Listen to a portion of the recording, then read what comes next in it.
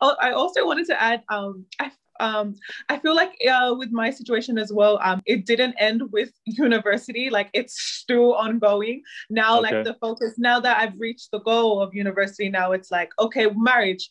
Who are you gonna marry now? And in Yeah. terms of like my life, or what I should be doing now that I've finished Oh, from. Yeah.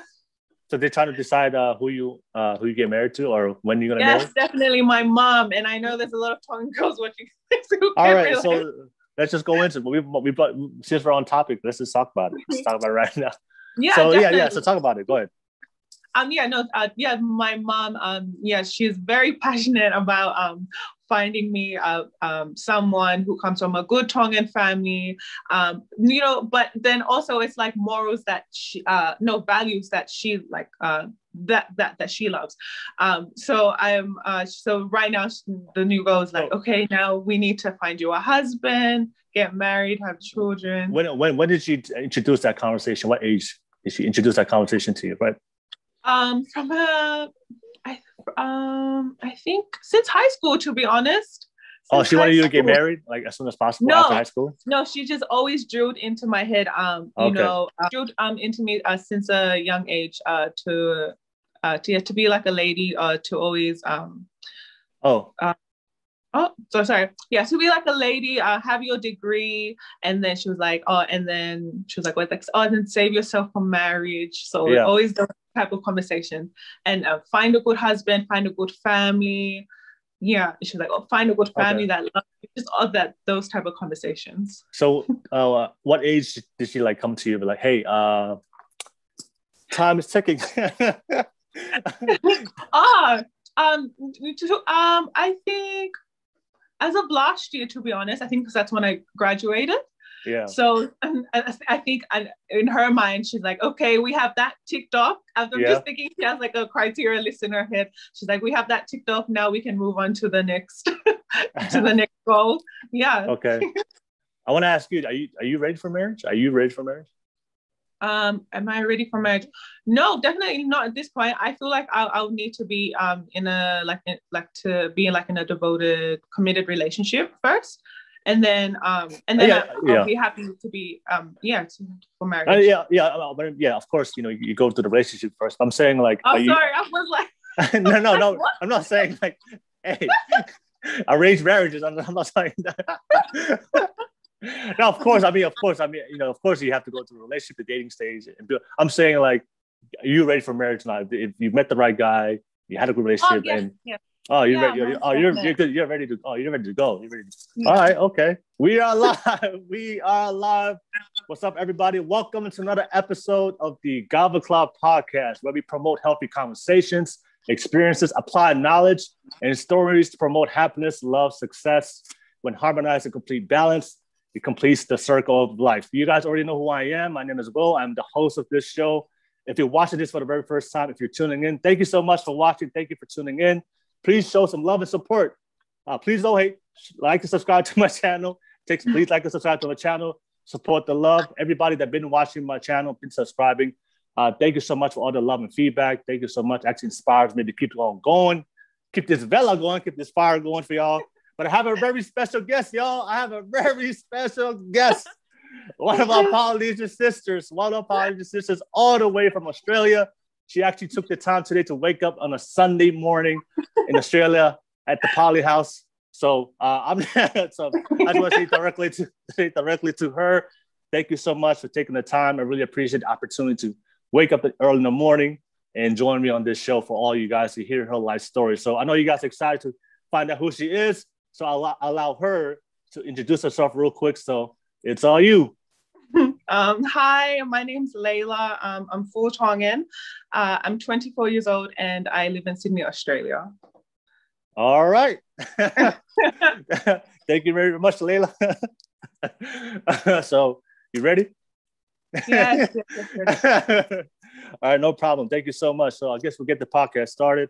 So Leyla, obviously, there's a lot of people that don't know who you are. So can you give a quick synopsis of your life story, your background, and how'd you grow up? Yes. So growing up, I was born and raised in Sydney. So Sydney is a multicultural place. So I was exposed to a lot of different cultures. However, I do remember in early years of my primary school, I did struggle with my identity and finding like a sense of belonging.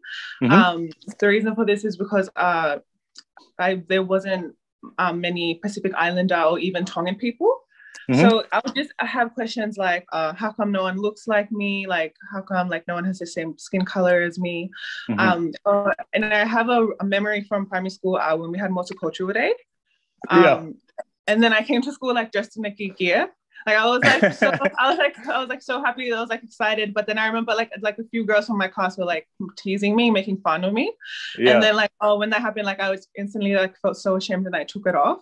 And I just find it interesting, like even just from such a young age, you can have those thoughts of insecurity growing up. Yes. I think it comes because like I think as human beings, it's a natural, we're social creatures, so we want to socialize and be part of something. So I remember just always wishing that there were people that looked like me in primary school. But then it wasn't until so that was like my primary school experience from like from kindergarten to year 3. So I did struggle with like finding like my identity and sense of belonging. However, at home I was raised in a Christian Tongan upbringing. So I was baptized in the Tongan Wesleyan Church. So traditionally every Sunday we would attend church, and we were always attending Tongan functions, and my family and I would go visit Tonga all the time. So I feel in that sense that really did help me, because it did mold me into the person I am today, and it helped me connect with my Tongan roots.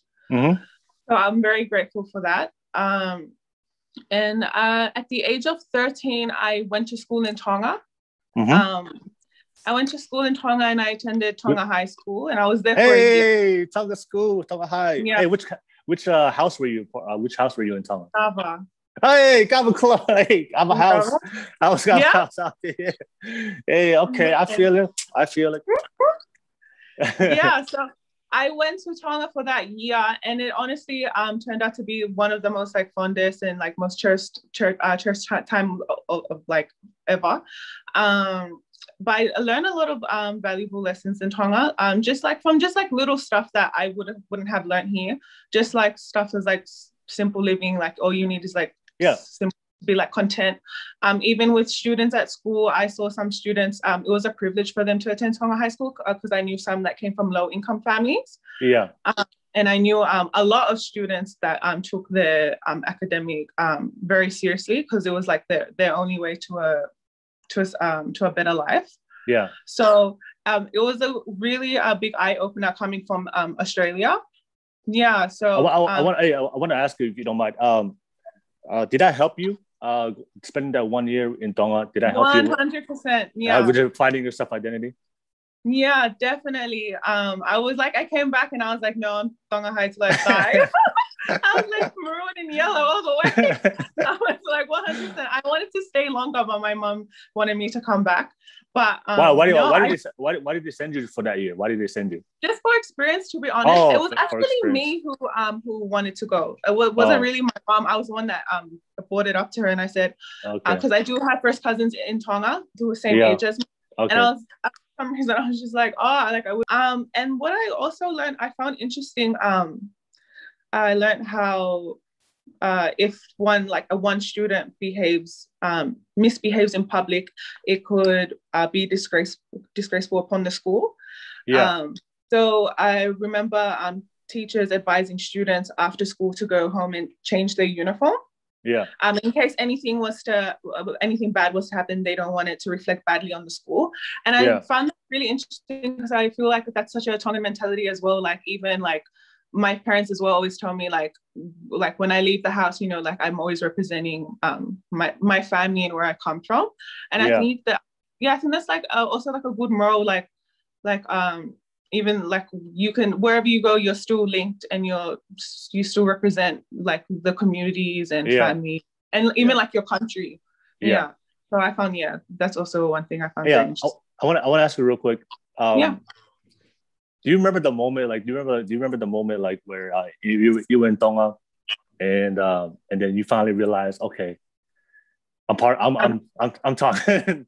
Like, do you remember that specific moment? Because I'm sure when you went there in the beginning, you were like kind of anxious. You know, this is a new environment, and now you're trying to get to now you're in the living there. No, that's a good question. You know, to be honest, I remember that. It was when we had our sports carnival.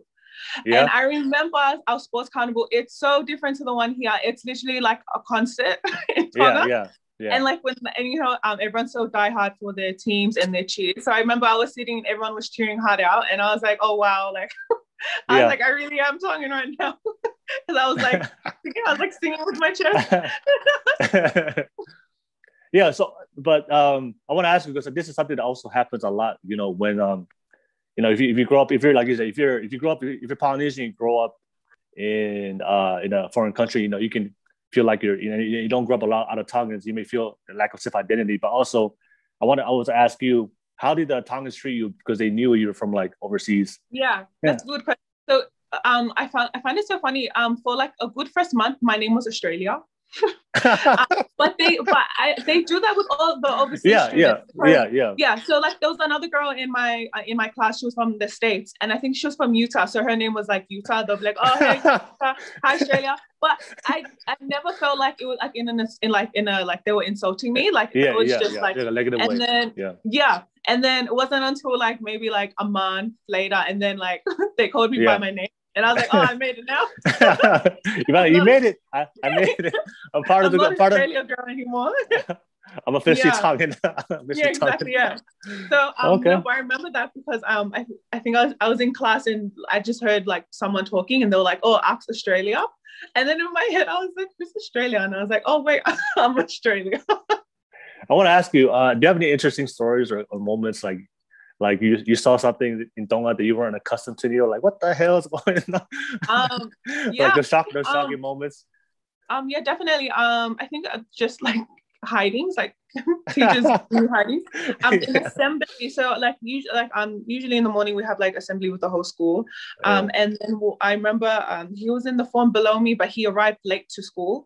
So like when he arrived, like everyone's already in assembly, so everyone saw him walking in, but he didn't come in with his what did he didn't come with? I think he had tabala or his sandals, something, or his kapa. Something was wrong with his uniform, and I think one of the teachers, they called him straight to the front. So one of the teachers like noticed that his uniform wasn't complete, and they called him to the front, and then he just like slapped him in the face in front of everyone. And then I was like so in shock. I was like, did that just really happen? But everyone else's face was like, oh, like it's normal. Yeah. Did you ever get like hidings or? Yes, on my first day, I actually got my ear. It got this. My math teacher, she yanked my ear. So why? My ear. So I didn't know, but everyone has the same math book. It's a grid book. Yeah. But everyone has the same grid book. But I just came in I had a normal book, like no grids. Yeah. And then she walked by and she saw my book and she was like, where's your grid book? And like I was like, oh, I didn't know. And then she like held my ear. She's like, tomorrow. She's like, you better have a grid book. I was like, okay. How did you feel when she did that to you? Like, how did you feel inside? Oh, I was scared. I was like, oh my gosh. I was scared because that was my first class, and I was like, oh, I was getting paranoid, like, oh, what happened if the other teachers like say I have to have this certain thing I didn't know about. Yeah. Oh man. Okay. Yeah. So that's cool that you went to Tonga and you had that experience. So that kind of helped out in your self identity. Yeah. Okay. So but I guess did you ever have any like humbling moments? Like, that's the conversation I always get from a lot of people that go to Tonga, like how Tonga humble the simple life. And yeah, definitely, just everything. So one experience, like I don't know what happened. We were at the combined schools, the sports carnival. Yeah. And what happened was I had the wrong sandals. I think I was just wearing slippers. And one of them, the prefect saw me from my school and she took my slippers away. So I was barefoot. But I was and then my friend, she felt like I didn't say I was embarrassed or anything. I was like, oh, it's okay, I'll go barefoot. She literally like took one sandal off so I could wear one sandal and she wears one sandal. And I was like, nah, man. I was like, this is right on die, 100%. And we're like walking around carnival like one sandal each, but like not embarrassed at all. So that's like one memory. Even like sharing food, especially like I used to always go to school with food packed, but I know every time I bring up my food, I always have to share with everyone. And I remember one time I had 2 apples and they wanted me to cut it to give to everyone, and there was nothing to cut it with. So one of my friends, she used a ruler to slice it. she like literally put the like apple on the table and got the plastic ruler and was like cutting it up into pieces. And I was like, oh yeah. I know, man. That's I mean, I was Tongan for a while, but I was like, man, which part of Tonga did you stay at? Which part of Tonga? I stayed with my family in Tofor. Oh, in Tofor? Okay. Yeah. Did you like improve your Tongan when you were there too also? Yeah, definitely. My my Tongan did improve so much, and then as soon as I came back, it just Adios. Okay. All right. So you went through your experience in Tonga. That also, I guess, that solidified your self-identity when you were there, right? So when you came back to Australia, can I say like your self-identity was good? Like you realized who you were, or was it still like you're still battling with it? No, definitely not. It was so deeply rooted within me. Oh, sorry, y'all. It's gonna keep happening. I think it froze again. Yeah, it's okay. Yeah. Okay. No, I'm definitely not. When I came back from Tonga, it was like so deeply like rooted in me. I was like so proud because everyone was like, my friends were like, where did you go for a year? I was like, oh, I came back from Tonga. I was like, I didn't even want to come back. I was so happy. And like honestly, like my identity was like more strengthened. And I loved it so much that I would even want my children to experience what I experienced. I would want to send them to students to experience school life there. Okay. Yeah. Would you send them for a year, or would you send them for the longer? I think longer, maybe like 2-3 years. But I don't think I'll send them to Tonga High though, because originally I was supposed to go to Queen Salote. Yeah. But for some reason, I always heard stories of the Queen Salote girls beating up girls from overseas, which I believe is so not true. I don't believe that at all. But I think it was just like a story to frighten people. So as soon as I heard that story, I was like, no, I'm going to Tonga High. But I think I'll definitely send my girls to Queen Salote. Yeah, Queen Salote, they're tough. They're tough. I'm just gonna say they're. Yeah. All right. So you went and spent time in Tonga, and then and you came back to Australia. So what happened next? So I came back to Australia and I just continued high school. After high school, I went on to university. University, which I graduated last year from university. Also, my experience with with going to university, I felt like it was such a great burden bestowed to me of my parents. They were always saying, like, even after high school, they were already like drilling into me, like, okay, so what are you gonna do now? What degree are you gonna do? And then even when I was in university, they were saying you have to get top marks. Like I just felt like a heavy burden and a lot of pressure from them. And there were times in university. I think in my first year, I did defer, and I remember, my parents weren't happy with that. My parents weren't happy with me deferring. So I just felt a lot of pressure from them. When you say defer, what does that mean? What does that mean? To defer, it's like to almost like take a break from studying. Oh, like, okay. To the like break. for like a whole semester. So you can choose how many semesters you want to defer, but I chose to defer for that one semester. Well, let me ask you, why did you feel like you wanted to? Why did you feel like you wanted to defer? Yeah. So when I was entering university, I was very I wasn't sure with what field I wanted to enter. Yeah. And also having said that, my parents weren't sure as well what they wanted me to enter. They just wanted me to be in university. So I found that very stressful for me to figure out what area to what area to study. So when I first entered, I entered in a field in this study, but then I found that I didn't like it. And then that's why I deferred, because I said, no, I should take time to myself to figure out what it is that I want to study. So that was the reason why I deferred. I want to ask you, because I feel like this is something that happens a lot, not only with Polynesian families, but families in general. I remember you just said, like, if your parents wanted this for you, right? And you didn't know what you wanted, right? Your parents didn't know what you wanted, but they try to like tell you what to do for what they feel like that you should want, right? And I feel like that's why Yahweh. There we go. We're back. We're back. We're back. Yep. No, good. No, I always, for me personally, I feel like, especially when we go, when we're adults and we're trying to figure out our life, my personal opinion about it, I feel like the only person that knows the answer is the individual.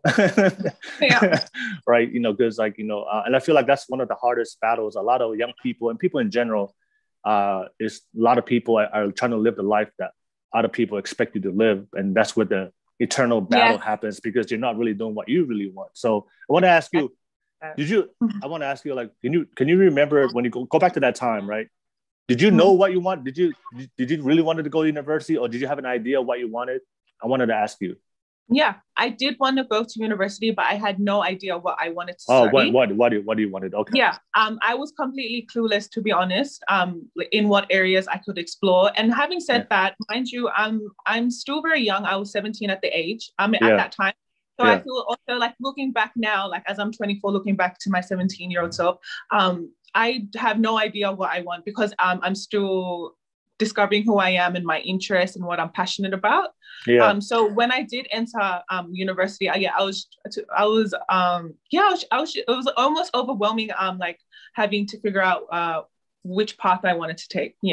How was that conversation when you told your parents you wanted to defer? Like, what was their response or the reaction? My mom wasn't pleased with me deferring. No, she was not pleased at all. She said, "Why are you deferring?" Just what was her state? Was she angry? Was she confused? No, she was upset. She was upset. She couldn't understand why I couldn't. She couldn't understand why I couldn't just pursue what the study that I was doing. She was like, no, just continue. So she was saying, in her mind, if I was to defer, it would it may be interfere with me studying. Like, I'm just saying, maybe you may not want to go back into university. Maybe you may graduate at like a later time. So she was upset about with me deferring. What about your dad? No, my dad's supportive. My dad was no. What do you say? No, he was no. My dad's very supportive. He was saying, no, just figure out what you want to do and then go ahead. Okay. Okay. All right. Yeah. So you deferred, and then after you deferred, you went back to university. Yes. So that when I deferred, I changed my total course. And I was so happy I did that, because I really took time to figure out what I wanted to do. Like I said, find out my passion, what something that interests me. And then when I went back, I was so happy that I deferred for that time. So did you do anything new or interesting, like, or something that time when you deferred? Did you do any like soul searching or things like try to figure out? Definitely. I found myself on the laptop a lot, always just Googling different paths, different careers, and just exploring if I want to do this, and then how would I achieve to get there. Or even like on YouTube, I would search up like an occupation that I was curious about and see what their everyday life would be like, just so I can just have a little insight if I was to pursue it, what it would be like for me. So I did spend a lot of my time just doing that, always on the YouTube and Google, just going back and forth. Like even people that I knew that I was curious about their job, their career, I would ask them questions like how what do you do? How did you get there? Like how long did it take for studies? Yeah. So I ended up being doing like a double bachelor in business. Okay. And public relations. So I was very happy with that. So I did have that conversation with my mom. And now she understands. Now she understands. But at the time when it happened, she couldn't figure out why I'm deferring. I think she just, in her mind, she thinks like I'm a young girl. I just want to go and party and enjoy my life as a teenager. Yeah. No, but I think there's definitely more to it because I feel it's very important for everyone to take time to figure out what they want to do and what they're passionate about. Because at the end of the day, you're the one that's going through with it. Like even I know it's very important, especially in a Tongan aspect and values side, to honor your parents and to make them happy, and I do value that as well. But I also feel like you need to consider yourself. Don't abandon your needs and your wants. You get just always keep that in mind. No. That's definitely something I would say if I could go back, talk to myself back then. I would say that. Yeah. No. I just want to. That's a topic I do hear from a lot of Polynesians. That their parents, they have a lot of expectations for them, and of course, the family dynamic of the Polynesian culture is that we have to listen to our parents, like be obedient to them. The one thing I do want to say for everybody out there that's watching, and if you are going through this issue where you want to do something for your life, but your parents have disagree with you and they put a lot of force and a lot of pressure on you to do it. The one thing I can say is you just, for everybody out there, I do believe what you said. I do believe, like I mentioned to you earlier, I do believe that we have to, when it comes to our own personal life, that responsibility and that decision always has to come to the individual. Even if you're 17, even if you're 18, it's your life, But the thing is, I just want everybody out there to understand that why our parents are that way, because especially if you have parents that they're immigrant parents that came from Tonga or from the islands, you just have to understand that our parents, they came from a time of survival, from the islands, and they moved here, they have that survival mentality where they're just trying to survive and put themselves in the best position to live. So for them, going to school is like the guaranteed way to survive, to make it, Uh-oh. I'm sorry about that's good. That's good. No, like I said, that's why for our parents, and they just want to, they came here, they moved to a different country, and they figured out a way to survive. And to them, education and going to college is the best, only in their mind. That's the only way you can make it. Yeah, right? The only option. The only option. But of course, you and me both know, into that 2021 modern society, there's so many options. There's so many opportunities out there. Education is not the only way you can make it in life. You can live a very abundant life. There's other avenues. Of course, there's people that go to college and be successful. There's people that don't go to college and still be successful. But our parents don't understand that. No, yeah. Our parents don't understand that. So but like you said, I feel like that then that's always going to be the conflict. And for everybody out there that's listening to this and you have that struggle with your parents, you got to do what you did. You got to talk to them. You got to talk to them. Because definitely. You got to talk to them. But I guarantee you this, if you don't talk to them, and I know it's going to be tough for a lot of people. It's going to be an uncomfortable conversation depending on your relationship between your parents.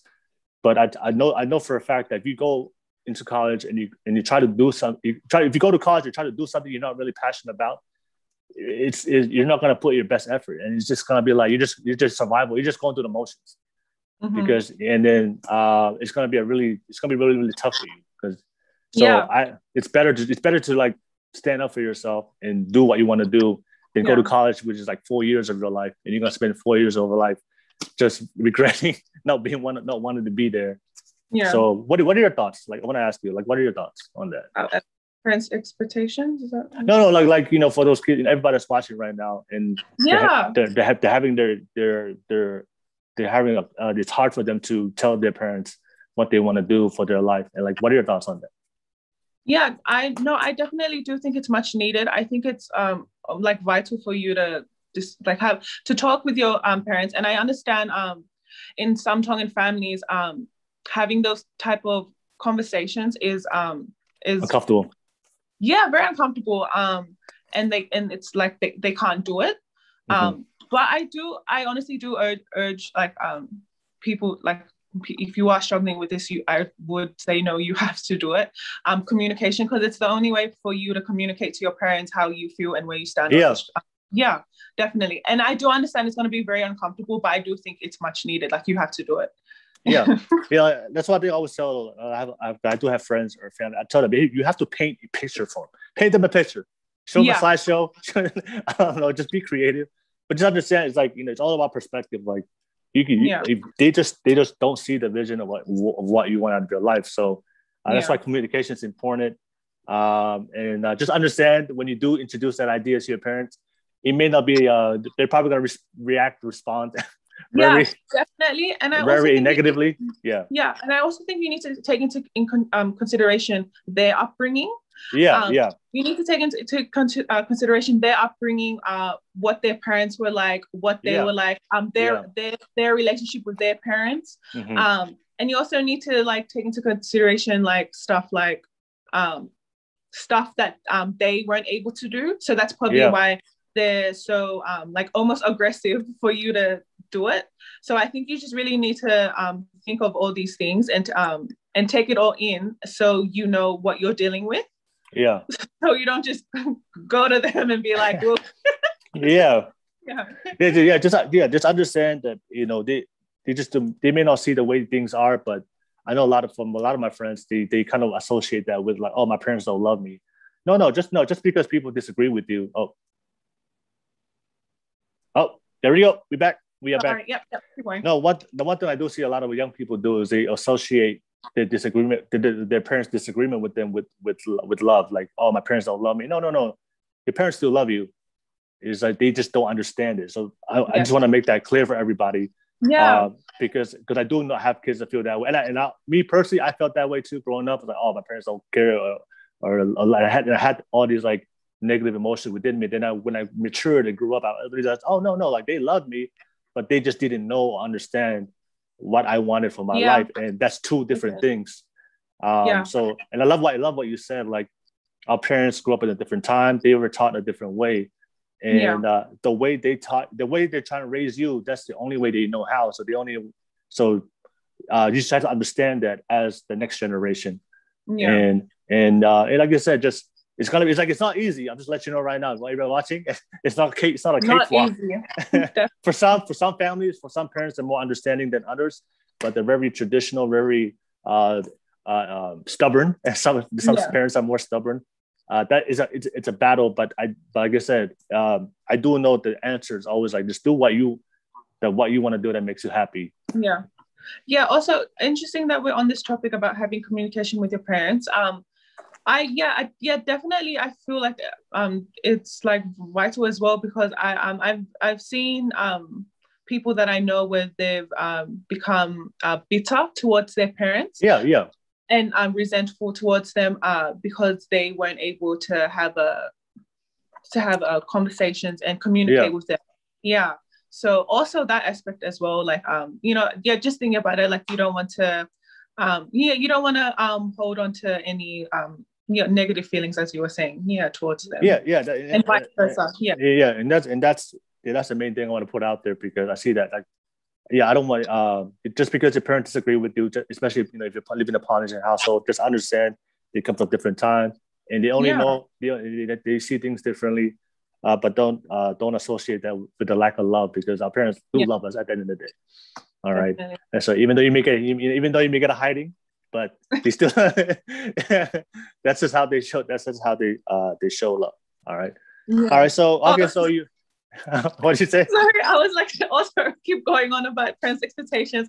I also wanted to add, I feel like with my situation as well, it didn't end with university. Like it's still ongoing. Now, like the focus, now that I've reached the goal of university, now it's like, okay, marriage, who are you gonna marry now? And in terms of like my life, or what I should be doing now that I've finished from, So they're trying to decide who you get married to or when you're gonna marry? Yes, definitely my mom. And I know there's a lot of Tongan girls watching this who All right, realize. so let's just go into it. We since we're on topic, let's just talk about it. Let's talk about it right now. Yeah, so definitely. So talk about it. Go ahead. My mom, she's very passionate about finding me someone who comes from a good Tongan family, but then also it's like morals that she, values that she like, that she loves. So right now the new goal is like, okay, now we need to find you a husband, get married, have children. When did she introduce that conversation? What age did she introduce that conversation to you, right? I think since high school, to be honest. She wanted you to get married like as soon as possible after high school? No, she just always drilled into my head, drilled into me since a young age to be like a lady, to always to be like a lady, have your degree, and then she was like, and then save yourself from marriage. So always those type of conversation, and find a good husband, find a good family. Yeah, she was like, find a good family that loves you. Just all that, those type of conversations. So, what age did she like come to you? Be like, hey, time is ticking. I think as of last year, to be honest, I think because that's when I graduated. Yeah. So I think in her mind, she's like, okay, we have that ticked off. I'm just thinking she has like a criteria list in her head. She's like, we have that ticked off. Now we can move on to the next to the next goal. Yeah. Okay. I want to ask you, are you ready for marriage? Are you ready for marriage? Am I ready for marriage? No, definitely not at this point. I feel like I'll need to be in a devoted, committed relationship first.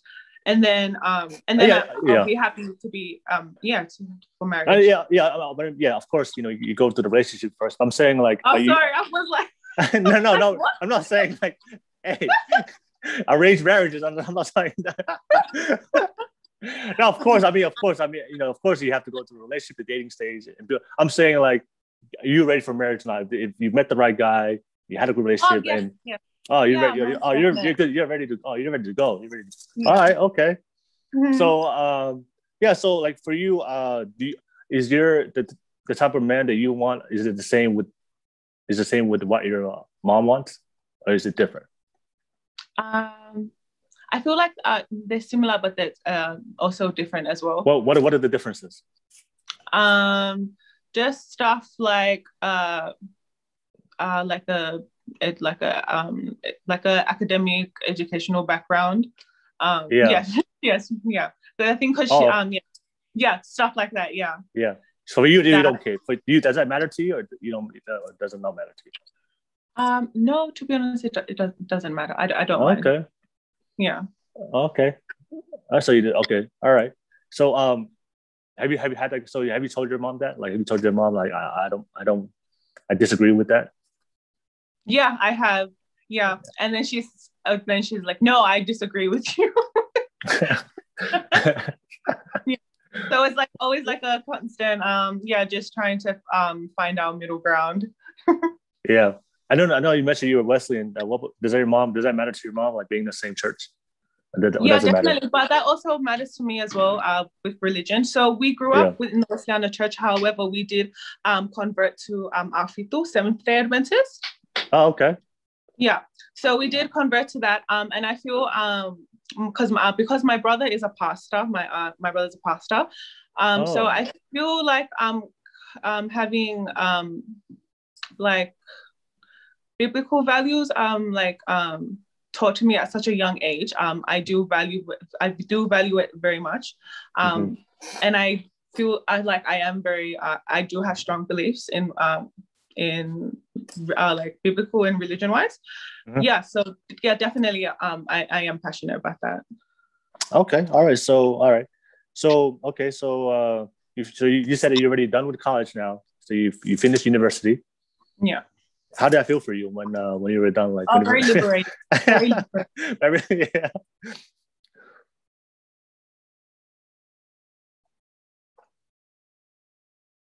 Oh, we good. Yeah. No, I was very happy. In all honesty, I was most happy that that my parents were proud. Yeah, just to see them proud made me proud. So Mm-hmm. yeah, it was a very fond moment. Okay. Yeah. So what's the next step now? Since you've done with university, what's the next step for you? The next step, I think honestly, just continue to find find myself, I guess. Mm-hmm. Yeah, yeah, definitely.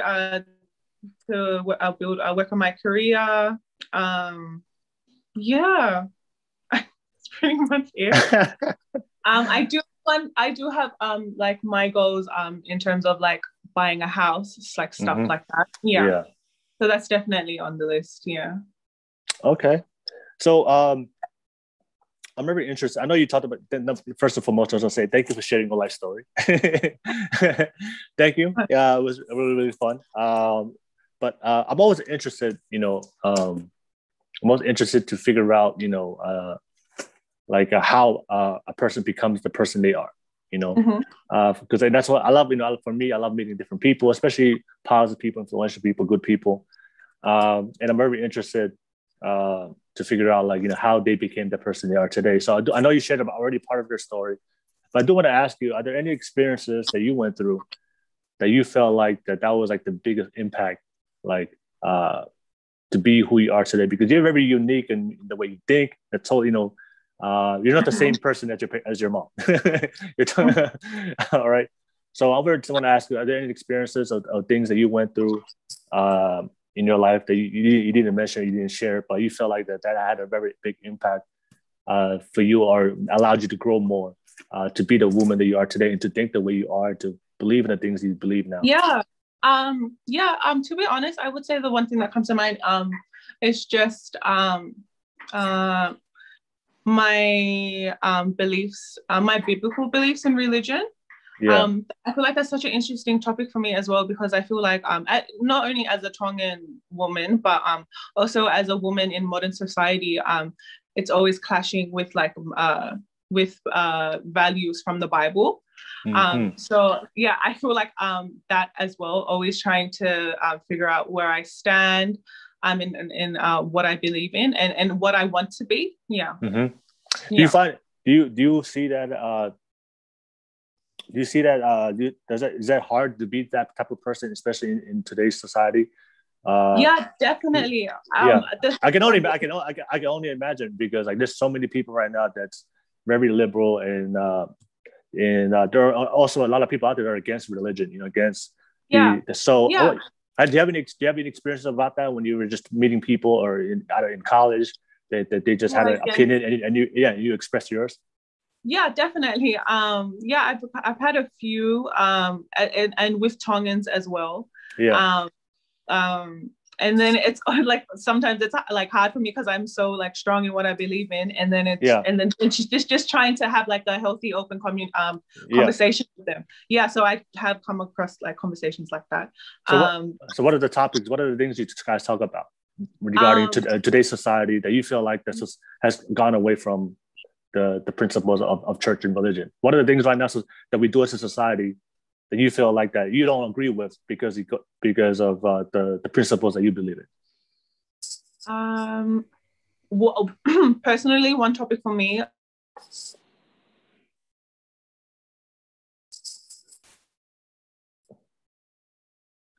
Oh, there you go. No, personally, for me, I think me going out, because I do like to go out and go out with friends. I feel like that clashes personally with what I believe in sense, like. So, is that what you were asking? No, yeah, but I'm talking about like what is that a biblical going out? Is that No, I mean like I like drinking alcohol, like and like stuff like that. Oh, okay. Yeah. Okay, yeah. so So how do you see that with regard to alcohol? I definitely do think it is a weakness for me because I do enjoy going out with my friends, having a good time, and I do party and drink alcohol. Okay. So I feel like that definitely does.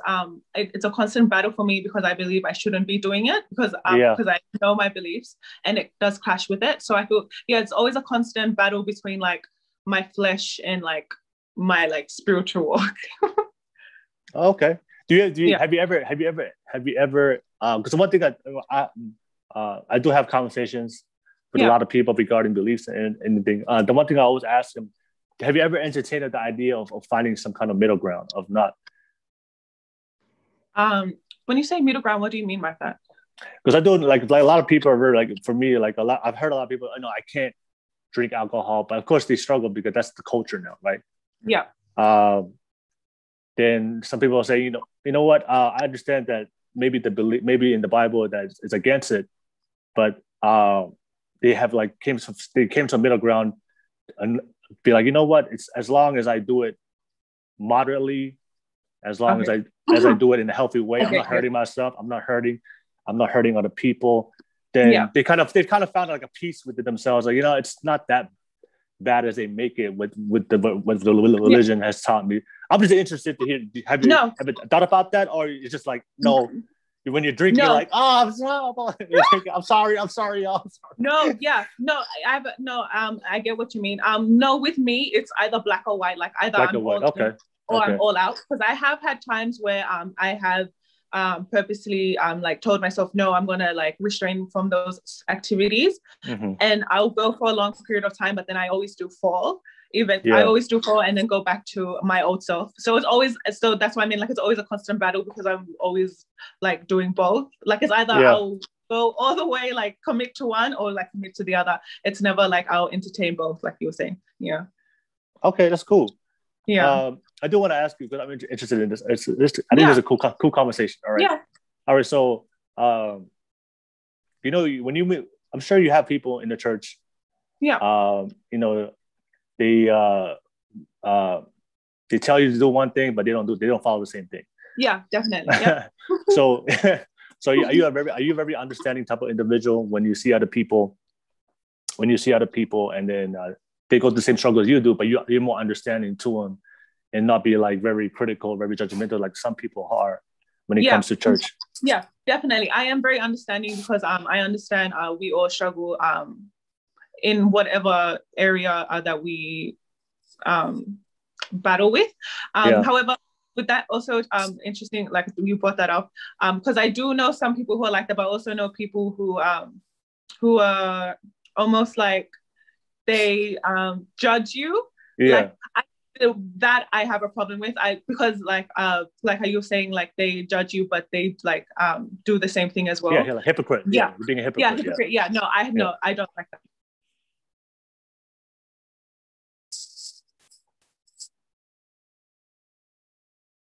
I love it if someone was to come to me and share their experience and say, I struggle with this, I go through the same things, I'm always like battling between this and that, whereas like if you're going to someone and telling them, no, what you're doing is wrong, you should be doing this, but behind closed doors they're doing the exact same thing. No, I think that's very so I know you said you do drink, but is that are you a public drinker? Like people know that you drink in your community, in your family? Yeah. Definitely. Okay. So my family. Yeah. So how was your reaction? How was your family's reaction and your church's reaction knowing that you do drink?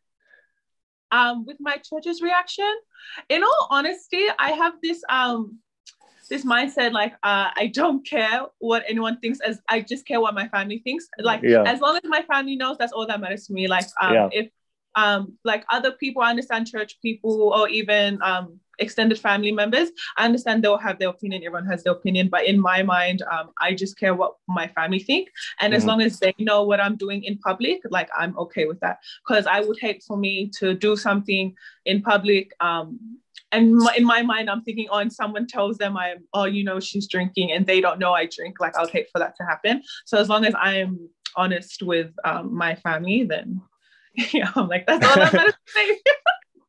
Have you ever heard of people like saying things about you because you drink? Have you ever heard like just hear some rumors or talk or no? No, to be honest, not that I know of. Not that you know. Not that you know. Not that I know of. So how was No. when you did drink for the first time? Like how did you? When did your parents find out like you were drinking? Yeah, so the first time I did drink was on my 18th birthday. And Yeah. I asked my mom, I was like, can I please get a hotel for me and my friends? And she said yes, but she said only on one condition, if she comes with her sisters. So she was there. So her and two of my mom's sisters and I think a few of their cousins were at my 18th birthday with my friends, and I was drinking. So Okay. yeah. So my my mom's no, my mom doesn't have a problem with it. Yeah. Oh, that's cool. Yeah, that's cool. Yeah. All right. So she saw you drink for the first time and she was cool with it. Yeah. Oh, She okay. was like supervising me. My friends, but it was like funny as well because like my like Palangi friends were like, why is your mom here? They're like, why is your mom and your aunties here? And I was like, this was the only way I was gonna get a party. I was like, just enjoy yourself. Yeah. So I want to ask you, is this so? Are your parents do they drink too? No, they don't drink. Oh, okay. They used to drink when they were my age. So I feel like their perspective is they're very understanding towards me. Yeah. So which I do love about them. They're not like, like hypocritical like towards me. Because they were like that when they were my age. I do know they would prefer if I don't drink at all. Yeah. But I love that they're very understanding. Yeah. So they're accepting of it. That's pretty cool. And then I'm glad you brought that up because I feel like that's part of being like a healthy parent, right? And because and it's cool because your mom let you do it because she understood that she went through the same thing, and she wants you to figure out on your own. Let you figure that out. Right. Yeah, definitely. And I feel like a lot of parents, Paul, it doesn't matter. I've seen a lot of parents like they try to heavily control their kids and discipline. Oh,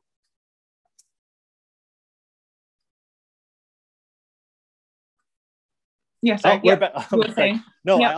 often see a lot of parents like they heavily control or criticize or scold their kids for doing something when they have done it before in their own life. And I feel like that only causes. I feel like if you do that, it's only going to cause kids to like push them away from you and actually keep doing rebel, but also not rebel, but also like do it in an unhealthy way. Yeah. Right? Like do you mean like where they almost like abuse it or abuse it? Yeah, like if for me, I drink too, right? So. Of course, like if my kids one day want to drink, I'll be like, all right, cool. I'm gonna tell them, hey, do it in a nice way, healthy way. Don't abuse it. But because who am I to say you can't do something when I've done it before? Definitely. All right. So, but I feel like as parents, like if you watch this, you have to understand like the culture. Like I'm not saying everybody, but that's how I feel like drinking and all these things that all the things that we experience now in modern society. When it comes to drinking, partying, social life, we're all going to go through it, right? I feel like it's better to guide them in healthy ways so they can do it. They're going to do it regardless of whether you like it or not. Yeah, definitely. Or you can try to hide it. You can try to lock them up in the room. They're just going to jump out the window. They're going to find an escape somehow. They're going to escape it. So if you know it's inevitable, why not just like mix and teach them the skills to do it in a healthy way? And then I feel like that's the disconnect with a lot of parents. It's number one, the hypocrisy, trying to like tell them they're not to do something. But I feel like, I see a lot of young people abuse it. It's just because their parents were just that pressure and the criticism from their parents itself. Like, I love what your mom did. Was hey, look, if you're gonna do it, I'm gonna be there. Yeah. And right. And then let you do it in a healthy way instead of. That's actually pretty cool. But instead of letting your tell you, no, you cannot drink at 18, and that kid jumps out the window and goes like full toxic. Yeah. Full like pass out in the middle of somewhere. Not come home at all. Yeah. Right. So I know I just want to say that and to preach that if you parents are watching this, like, just understand the culture where your kids come from, but it's better to teach them in a healthy way, because especially if you did it, if you did it, your kid's gonna do it. So might as well like prepare and teach them about it and make sure they do it in a nice way. But I do understand that if you try to tell a kid to do something and your kid knows that you did it also, yeah, they're gonna look at you as a hypocrite. Yeah, they're like, especially when they know. They're like, yeah, yeah. It just goes one ear to the out, like, yeah, exactly. They're all that your words will mean nothing to them. Yeah. But like it's all about respect. Like I'm like, as a kid, if you came to me and tell me, hey, I drank before, so it's okay, go do your thing, but just do it in a healthy way, I'm gonna respect that. I'm gonna actually like listen to, oh wow, thanks dad, like, well, thanks mom, like, really appreciate that, understand me. And now when I go into that situation, I'm not thinking about just abusing. I'm thinking, look at what my mom said to take care of myself. I'm gonna think about that, in my mind, and I want to make sure, like you said, keep my parents proud. I feel like when we're in the rebellious mode and and our parents are hypocritical, we actually do it just to spite them. I'm gonna drink. Right? Yeah. It's gonna be the opposite effect. Yeah. It's like, okay, maybe I want to do it, but it's mostly like to get back at it. Yeah. Like you were planning to do like one drink, but not our parents told me not to do it. Turn up. Yeah. No. This is just for you. This is just for you, Dad. This is just for you, Mom. you know what I'm saying? So I'm glad we're having this conversation, because I feel like for a lot of parents, like, just stop being critical. Like, I guess, like I said, the moral of the story, don't be a hypocrite. Yeah. Whenever you tell people to do something that you do yourself, is only gonna push those people away from you, and nobody's gonna respect your opinion. Yeah. Nobody respects the opinion of a hypocrite. Nobody, even kids. Once a kid knows you're a hypocrite as a parent, they don't take you seriously anymore. Yeah.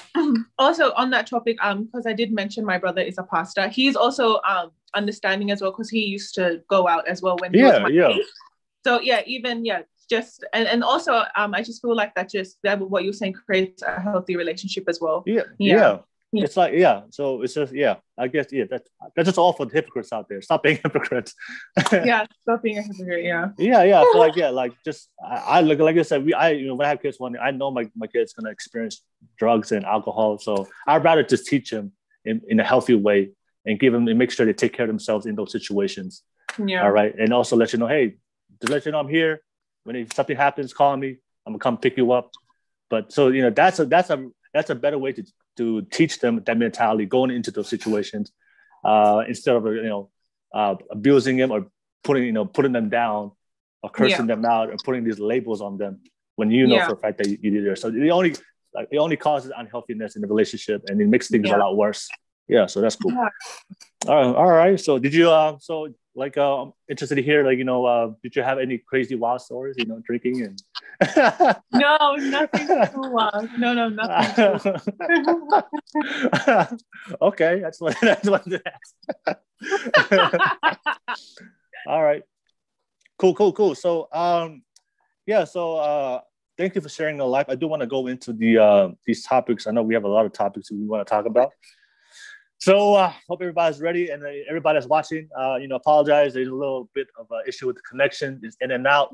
Just please bear with us. Please bear with us. Please keep watching. Leyla has a lot of opinions. She's about to share a lot of things regarding these topics that we have. All right. So I guess the first topic that I know you wanted to bring up is religion. Religion, cultural, biblical, and how that how that applies in our life and everyday decisions of who we are. So can you bring that up and talk about that, and we'll go take it from there. Just similar to what I was saying before. It's just like honestly, like trying to find yourself in where you stand. Because I know in the Tongan society you have Tongan values, and then in your biblical beliefs you have those values, but then you also have to consider your personal values. So I feel like it's always like a constant constantly trying to figure out where you stand and and what you personally value. Can you give me an example? Definitely. What's one example that I can think of with the Tongan and biblical one. I think with the also with just like the Tongan one, how we're supposed to be, of how women are perceived in the Tongan society is supposed to be like a very proper and respectful, like a lady almost. Okay. Yeah. And then you have like a modern woman, like in a modern society, which is like, I believe like their values is to be like authentic and true to yourself. Yeah. And then so I believe, and then you have the biblical one, how you're trying to please God as well, and then trying to form that and where you stand on all of that. I think one topic came to mind since we were talking about, just the modern woman compared to like the religion and the Tongan values, right?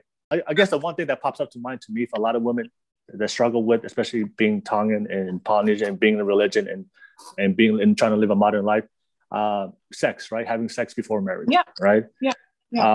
So, number one, what's your personal opinion about it? Also, number two, what do you see?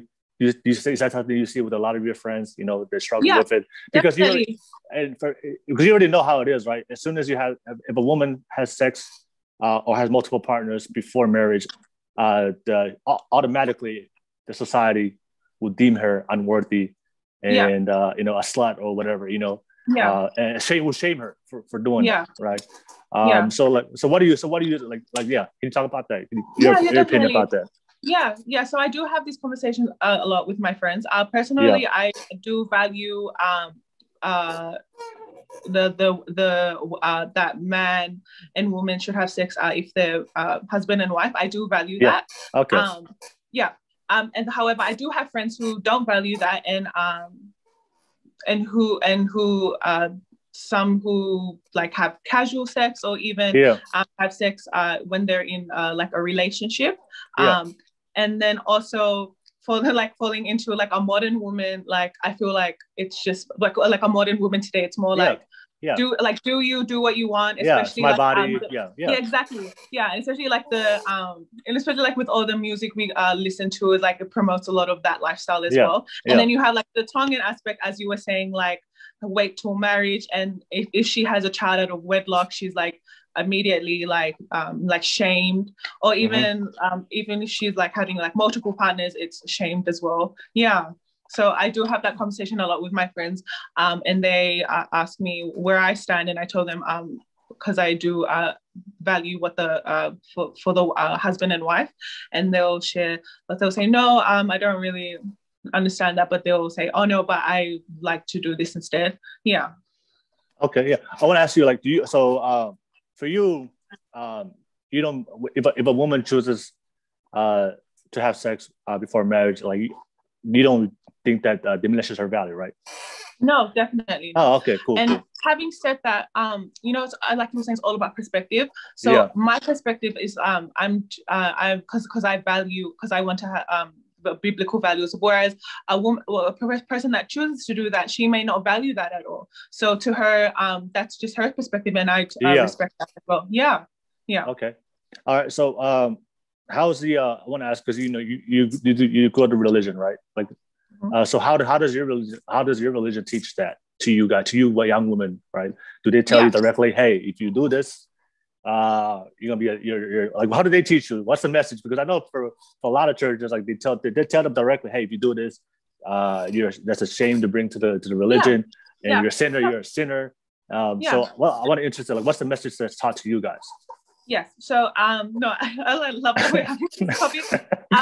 So the message that taught to us is like fornication, sex before marriage is a sin. However, just because you are a sinner, it's you're not like disowned or shamed, because you always do have the option to repent and to forsake your sin and to ask God forgiveness. So although you sin, you do have the option of salvation as well. So it's not so it's definitely not, if you sin, that's it, like you're going to hell. Never like that. You like definitely if you because you are a sinner, you always do have the gift of God's grace. So there's always salvation for everyone. Okay. I do want to ask you a question. This may be a question, it'll be a hot question, hot topic. Yeah. So Yeah. you don't have. So I know you say you from your religion, but I know they teach that. But how's the culture about it? Sometimes people say things, but the way they say it can make somebody feel different. Yeah. So Yeah. is it's like, in your personal opinion, how's the culture? Is it? I know they say they teach those things, but is it really? Like, do you feel like it's really they really encourage young women, or is it really seen as a very negative thing to do? Yeah, definitely. I feel the way you come across with your message can have a lot of effect on the person that's receiving it. It could either determine if they are willing to listen to you, or just willing to totally reject and hate everything you say. And this does remind me of the Israel Folau issue. Are you aware of that issue that came about? Yeah. His videos regarding like was it here the gay people? Right? Yeah. So when you were saying people who are coming across as aggressive, I did think of him immediately, because I do know with his message he came across very strong and almost like demanding, like pointing at you like you are going to hell. So I feel like that approach, I don't feel like that approach is effective, because I do feel naturally when you are when someone's coming to you with like that much force, you're naturally gonna go the other way and not want to listen. Yeah. I feel like I'm glad you brought that up, because I feel like these are the principles and the things that we learn in the Bible, right? Yeah. It was taught to us to believe in, but it wasn't. But we weren't given the authority to judge people based on that. Yeah, definitely. So the only that's the way I see it. When I always meet friends, they're like, "Hey, what do you believe in?" And I tell them my beliefs when it comes to God, right? Yeah. But I also tell them, look, this is what I believe in. But also, like I said, I'm not here to judge you, because I'm not the only person that can judge you is God. So, I still love and respect the people that have different opinion and beliefs as me. But I feel like a lot of people forget that, like, they take the role of judgment, like right? Like, look, we were taught these beliefs, and it's our job to live out these beliefs on our own life. But when it comes to the lives of other people, that's their own responsibility. And like I said, it's not our job this is my opinion. It's not our job to judge other people for their own life choices. That's their responsibility themselves, and that's their relationship with God. And that's the way I see it. And I remember seeing Israel Folau, and like I said, look, I don't mind him. I don't mind him expressing his views, but at the same time, I don't agree of him forcing his views upon other people, and putting judgment on other people when that's not your responsibility. That's God's responsibility. Mm-hmm. What do you think about that? Yeah. With the Israel Folaus, or coming across people like that, I do know a lot of people that do have the same approach as well. I do believe in their message, because that's what I believe in. However, I just believe if you're trying to reach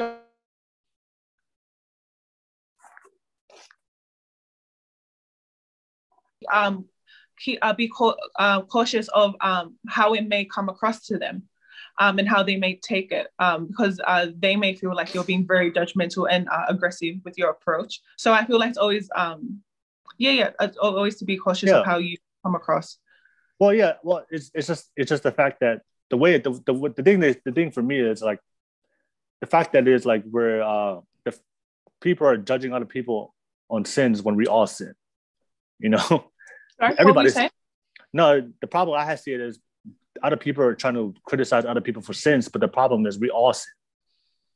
Yes. Yeah, the thing is we all sin. Nobody like we all sinners. We're all imperfect, and that's why I feel like nobody has the authority to judge somebody else on their sins because we all sin in our life, and that's just for me. It's just when I see people that judge other people, I'm like, do you sin? Yeah, definitely. Yeah, exactly. And what's that quote? It says like, don't judge. Don't hate me or judge me because I sin differently than you. I think that's the quote. Yeah, definitely. Yeah, right. And that's so important as well, because I do. I have had conversations like this where someone will judge someone for a sin or for something that they don't do. Yeah. But if you think about it, we're all our hands are dirty. Yeah, exactly.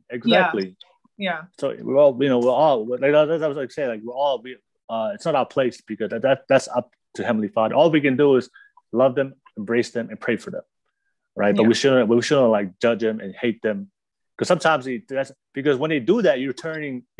Some people can, like, sometimes people turn it into hate and they have ill will towards other people, right? So yeah, that's a conversation that I see a lot for you. So for you, like I said, so regarding religion and regarding any other things that you want to besides that, do you see that a lot of people struggle with when it comes to religion, or Polynesians that grow up in a religious household? Like anything other things do you see? Yeah, definitely. I definitely do see that with a lot of people. But I feel like it's the same struggle as me, wanting to maintain their cultural values, but also struggling with living as a modern man or woman in a Western society. Yeah, definitely. Yeah. I want to ask you, does it matter to you the man that you want to date and get married to? Does it matter to you if he has sex before marriage already? No. Previously, like in his past? In his past. Okay. No. Does it matter? Does it matter the number? The number matter? Does the number matter? No, it actually doesn't. I just believe the past is the past. Okay. Okay. No, yeah, I believe the past is the past, but also sometimes I feel like when you know too much information, it could, I don't know, like not trigger you, but like it can just be like too much to know.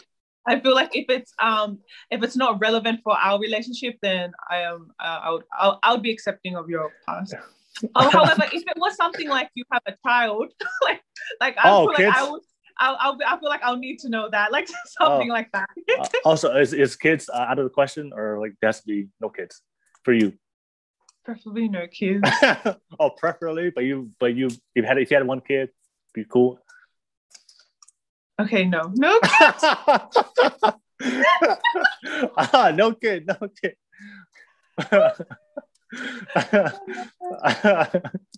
What about newborn babies? Now say, what about it's a newborn baby? It's still brand new. No? No. I'm laughing at myself how I went from like, probably no, to like, no.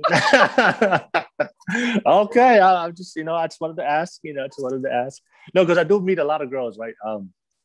That they really have strong beliefs. They want to wait. They want to be celibate and wait until marriage, have sex, and they're not willing to date any guy that has. They want a guy that has the same values as them and not have sex too.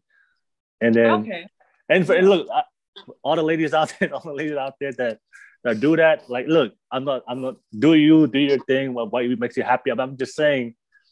That's gonna be a long wait for it. It's gonna be a long wait.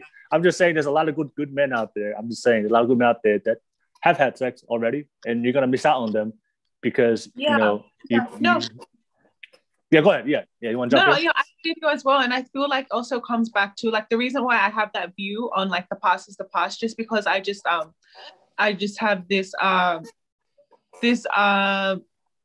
I won't say like value from the Bible, but it's just something that I've noticed taken from the Bible. Like when you ask God to forgive your sins, he forgives them, but he forgets it for his own sake. Okay. So I just feel like I just apply that same concept to like all things. Like if you're truly gonna like say you're gonna forgive or forget about something, you should like truly like just leave it in the past. Yeah. Like I said, it's something I see with both men and women. I've met women who say, I want to meet a guy that's hasn't had sex just like me and wait to marriage. Or I've met men that say, I want a girl that's a virgin. She hasn't had sex before marriage. And I've heard but I find that so funny about guys. They'll be like, I want a virgin, but then they're like a player. I'm like, what? I'm like, make it make sense. I'm like, doesn't even make sense. I think it's just the idea. It's the ideology that's been passed down. You know, that definitely. ideology has been existed like throughout time. You know, that was Yeah. always the thing that men were taught. You know, find yourself a virgin. Yeah. Virgin, good. Yeah. No virgin, no good. Also, interesting we bring this up. I've had this conversation before where I feel like it's so acceptable for men to like be players, but not acceptable for women to be players. I've had this conversation before. Oh, like the double standards. Yeah, and I feel sometimes um I'm not I don't because I do have remember having this conversation with my friend was saying she thinks that it's the same as well in the Tongan culture. Yeah. Yeah, and I was like, oh, that's so interesting because I've never thought about it like that. I was like, oh, okay, then it was just an interesting thought that she brought up.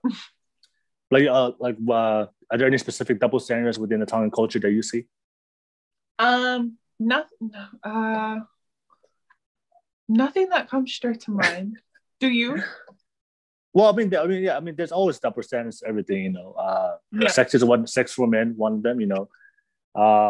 Also the roles, you know. Yeah, I agree. Yeah, for roles for women, you know, women are supposed to stay home, and women are supposed to go to work, or like or the Tongan culture, you know, the women are supposed to stay home and not allowed to go out. But then a lot of parents, they don't care if the sons go out. Yeah. If the sons go out, right? So yeah, there's always that. Were your parents always did they want you to stay home when you were really young, or they allowed you to go out and have fun and socialize? Oh, sorry. We're back. Now I'm saying, did your parents did they allow you to go out and socialize when you were younger, or did they want you to stay? Or did they want you to stay home? No, they allowed me. They wanted me to stay home, but I told my parents they did want me to stay home. But I've always had a relationship where I'm very open with my parents. Mm-hmm. So I did tell them no. I want to go out. So yeah, they were very accepting. Even like a lot of the times they'll pick me up from after my night out. I would always call them. Yeah. So yeah. Yeah, I know. Yeah. And regarding the religion and culture, I think I'm trying to think of all the things that a lot of people struggle with, especially young people, especially if you grow up in a very religious family. You know, I know sex is one of them. That's a lot of things people struggle with because that's something that's taught within our families to stay away from. Alcohol is one of them. Two, marriage and dating. I'm trying to think of anything else comes to mind. You know? No, they were the ones I was thinking about. The marriage and alcohol. Yeah, I guess the one thing I do want to say to everybody is like, I'm trying to say, yeah. I guess the one thing I do want to say to everybody is understand that in life, like, you know, because life is imperfect. I think that's one thing I want to say. And we're all going to be imperfect, and we all have our flaws, and we're going to make mistakes, and we're going to make sins, right? I think a lot of times what happens within the biblical message, a lot of people focus on the rules and the doctrine and the commandments, but they also forget about the other side of like religion is like the love and the forgiveness and the grace that God has, right? Because sometimes I don't know if this is the way religion was taught to me as a young kid, because my dad was a pastor. Oh, okay, wow. Yeah. What church are you? Right. Your dad. My dad, his church is Tonga. Okay, Tonga. Okay, yep. Yeah. So the way he taught me was like, it was the way he taught in church was to me was like, the way I saw it was punishment, right? You know, if you don't follow the rules, you're gonna be punished. You know, if you don't follow the commandments, it was punished. But I don't think he never emphasized the forgiveness part of religion, the forgiveness and the grace and the unconditional love. The guy, I know a lot of times some people never focus on that. They'll just focus on commandments. We're back here. Yeah. So I feel like I've gone to different types of churches, and you know, just my family, And I just realized that sometimes a lot of churches and religions, they really, really focus on the rules, on the commandments, what to do, but they forget to like also include like the love, the grace, the forgiveness, and the in being imperfect, right? No, yeah. And Yeah. as kids, if we don't, as kids, we because of how they teach you, all we're worried about. Okay, I gotta be perfect. I gotta follow the rules. I gotta make sure I do this, and then of course the thing is about life is not perfect. Nobody can follow all the rules, and we're gonna make mistakes. So I always saw religion as a punishment, but then later on in life, when I matured as a man, I started feeding myself with the grace and the forgiveness of God has. Yeah, that's beautiful. Yeah. Yeah, and it was for me, it was allowed me to heal and move on from a lot of things instead of like feeling like I'm not worthy of anything, or I'm not spiritual, or I'm not worthy of God's love, which I see a lot of young people do, especially if you grow up in a religion. Yeah. Yeah. So everybody out there, just understand. Oh, go ahead. You want to say something? No, yeah. I definitely do agree with you. With that, I do know a lot of people who have had the same experience. Yeah. And I feel, like you were saying, I feel like it is vital to be taught about God's grace and His salvation, and His mercy, because I feel like when you're taught that, that's when you truly get to know God. Because when you're just constantly being told about like you're going to go like eternal hell, burning, like punishment. I feel like you form this relationship where you become very fearful of God, and you just don't want to get to know Him. Like almost it creates like a barrier, because it's like, it's because like in your mind, I'm doing all this sin, but like what can I do? Like that's all I know, that He hates me for this. So exactly what you were saying, how you said you had to like have your own journey to find out about the salvation, grace, and mercy, and that's when you were able to, like you were saying, to heal. Because like I said, like I feel like sometimes like people are taught to see God as this all powerful punisher, but then we don't realize God is a father. You know, he's a father he's our dad. You know, for everyone. And just like any father, like loves you and appreciates you unconditionally. And we're always, and that's something I feel like that's a message that needs to be portrayed and expressed to a lot, especially the younger generation. Let them know, hey, these are the rules, these are the commandments. Let's follow them. Let's stick with the religion. But also understand God loves you. He's your father, and He always wants you to come back to you, no matter how, like the shepherd, no matter how lost we get. Jesus is willing to leave that 99 sheep and go find that one sheep that's lost and bring you back. You ain't past us. Hey, no. My dad was heavily disappointed. That just came back, that just but that's something I want to put out there for all those kids out there just watching this, that God loves you. All right. Cool. So I know we talked about religion, cultural, biblical. I know we talked about self-identity, parents' expectations. I do want to go into happiness. I want to go into happiness. I know a lot of people are trying to find their happiness. Yeah. All right. Okay. So I want to ask you, what's your definition of happiness? What is my definition of happiness? That's such a good question. I just went blank. No, honestly,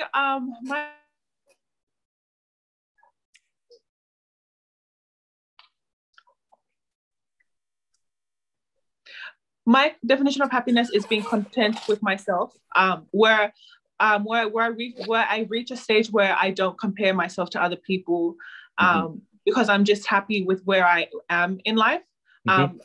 But I feel like that's but even though it's just like seems like so small, I feel like that's also so hard to achieve, because I just feel like people are just constantly like comparing you compare yourself to other people, or even like your parents, for instance, like they'll compare you to other people's children. How come you don't do this? How come you don't do that? So I just feel like my definition of happiness is to be truly content with myself and where I am. That's good. That's great. I want to ask you, did you know what happened? I mean, as growing up as a Tongan woman, did you know what that really meant as a child growing up? Like what happiness really meant, or you didn't know? Definitely no. What was no what idea. was what was your very version of happiness growing up like as a kid? Like just thinking about it. As a kid. My definition of happiness, honestly, it was just like eating, eating, playing. That was literally all I thought about at that age. I was not materialistic growing up. So I never had any thoughts like I have to have the latest phone or the latest clothes. I wasn't brought up like that. So I had so honestly, it was just like, what am I gonna eat? I'm so sorry. Yeah, it was basically that. What am I gonna eat? Also, happiness was defined with a lot of my cousins.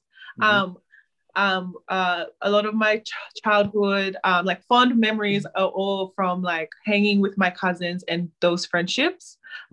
So yeah, when I think of happiness for my childhood, it would honestly just be me spending time with my cousins and hang out with them. And also when I think of happiness, I actually do think of Tonga as well, because I also have my first cousins in Tonga. I think of them and all my experiences, and I do have a lot of friends that I met in Tonga, who I'm actually still best friends with to this day. So they definitely come to mind as well. Yeah, I think it's definitely just relationships I have with people. Oh, okay, nice. I'm laughing. I love how we went from like food to like, oh, wait. Let me get a little bit more deeper. That's all good. No, just the Polynesian food is a part of our happiness. That is a part of our happiness. No, so for you, have you ever had a moment in your life where you were seeking happiness and you were kind of lost and you didn't and then you had to try to figure it out? Yeah, definitely. To be honest, it was when I deferred from university, to be honest. I that time. That period was a big like soul searching time for me. Not in terms of like religious or biblical beliefs, just like in terms of like what am I going to do to make me happy? So yeah, I did feel like that at that point. Yeah. Okay. Did you do anything different to find that answer? Like how did you come find that answer? Honestly, it was just a lot of reflecting, taking time out just to reflect on myself, and that was purely it. Yeah. Yeah, I know you said that your happiness being content with yourself, and also not worrying what people think, about you. Yep. So I want to. Yeah, go ahead. Yeah, go ahead. No, sorry. Keep going. Yeah. So, were there things about yourself that you weren't content with? And then you had to find a way to be content with also. Yeah, can you talk about that? Yeah, definitely. One thing that comes to mind is body image. Body image. I remember I did grow up struggling with that. Yeah. I feel like also what plays into it as well is like because we're in such a Western society and the beauty standards for females especially. So I did struggle a lot with that, just in terms of like accepting and loving myself, for like, just for instance, like my hair. I remember in high school, I used to hate having like wavy curly hair, for instance. And then I used to always like want to straighten my hair. Like that's one example. And it wasn't until maybe like year 11 or year 12, I was probably like 16, like my senior years of high school. That's when I started like embracing them and accepting it. But prior to that, I used to hate my hair. I used to always want it like straight. Yeah. No, that's something I'm glad you brought that up. How Western society, right, can have a big impact of how we feel about ourselves, right? So I know for a lot of women and men too, I mean, if you're Polynesian, you have to know, we're built different. Well, little plus size, plus sizey, but like just understand that we're built different and we're all unique, and I believe like it's our unique differences that makes us beautiful, because if we were all the same, then life would be boring. 100%. I've come to learn that. I've honestly, I'm just like reflecting. Growing up, like my beauty standard was just like your typical like Caucasian with like straight hair. But now growing up, I love looks that are so different. Like Yeah. people that just stand out, like they have different features, extinct features. I'm like, that is so beautiful. And I love that I've evolved in that sense, because I feel like I feel like if I just stayed in that phase, I wouldn't have like accepted myself, because I would have still been striving for that. But now that I've evolved, it's helped me to like love and accept myself. Yeah, that's the thing. Yeah, that's always so people like we're all different. It's our differences is what makes us beautiful and stand out. And especially with Polynesians, you know, with the way our body is, and also, you know, at the hair. And that we that's what makes us beautiful. You know, when I see Polynesian women, I mean, look, all women. Just want to say out there, all women are beautiful. Don't come for me. Don't come for me. Want to put it out there. You know, all women are beautiful, but like I said, like I have this affinities for Polynesian women because of how we look. You know, I'm not trying to sound biased for me, because I'm Polynesian, but there's just something about Polynesian women for me. Like I can see a beautiful black girl, I can see a beautiful white girl, I can see a beautiful Chinese girl, but then when I look at a beautiful Polynesian girl, I'm like, that's the one. They're all beautiful, but then that Polynesian girl, that way, that hair, like, oh my God, you know. But and it's also beautiful to see somebody that embraces their, you know, who they are. So that's also beautiful as well. So for all those, you know, everybody out there that's watching this, like I said, embrace who we are. I do want to say out there, you know, I know as Polynesians we are a little bit different, but just let's be healthy. You know, be healthy, y'all. Let's be healthy. I just want to say, take care of yourself and be healthy. Because I do know one thing, as the one thing I do know about our culture, that I feel like that's something we need to teach women, is like being the difference between like being healthy weight. You know, the one thing I do want to say to everybody out there, and I feel like this needs to be like expressed and taught to our kids, is like being healthy, right? Because a lot of I've done my research on this, but you know, a lot of our, like, you know, being confident also comes to like being healthy with our body, taking care of our body, you know. And sometimes I do see a lot of in the Tongan community, they're told that I'm and the guys too, kai, eat. Eat. Your heart's content. Eat to your heart's content. if your boyfriend breaks up with you, go eat that away. Eat, you know. And they're telling this, and then they're telling these young girls. I literally heard this from Polynesian women. They tell the girls, eat. Yeah, the bigger you are, the more beautiful you are. And I got taught there's levels to it. You know, there's a difference between like being a plus size healthy Polynesian than being an obese and overweight Polynesian. And that's where you have a lot of health.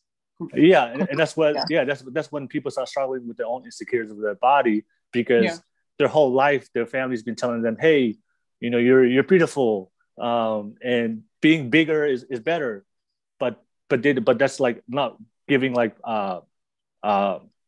being real with them. Like there's levels to it. Like, you know, you gotta be there's a difference between being healthy and being overweight and being like having all these medical conditions and medical issues with your body. That doesn't make somebody feel good about themselves. Interesting you bring that up, because I do know families like that, and I do also know families who shame their daughters or both children for not being skinny. Both ways. And even I've noticed in the Tongan like society, there's a thing with like being like if you're lighter skin, you're perceived as more beautiful. The colorism. I find that so interesting. I mean, just because like Polynesian people are brown, like, but then it's like you're perceived as like if you're more fairer. Oh, do you know where that came from?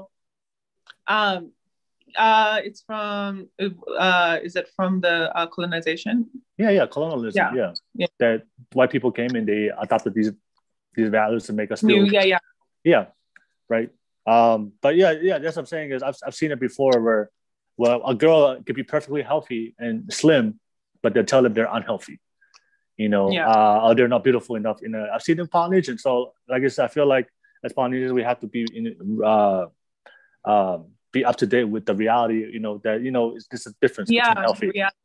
No, like it's not like it's like it's not healthy to be overweight and obese. It's not, all right, because they're gonna have because like I said, if you have heart problems and you have medical problems, it's gonna be hard to feel good about yourself if your body is in pain.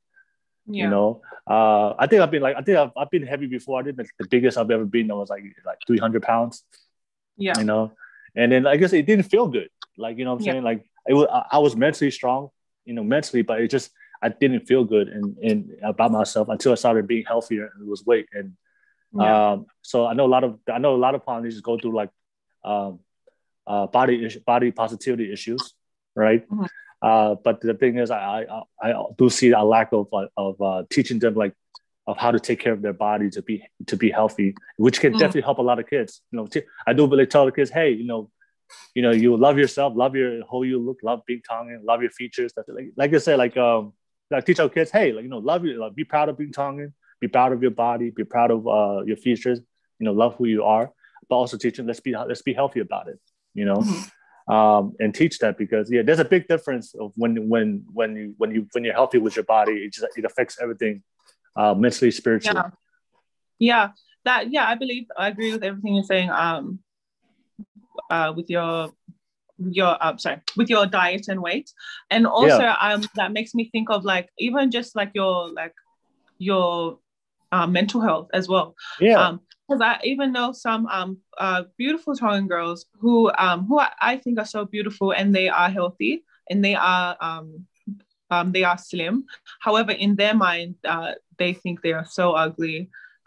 And they're constantly comparing themselves to other girls saying, no, like I want to have this body. I want to look like this. I wish I was her color as well. As well.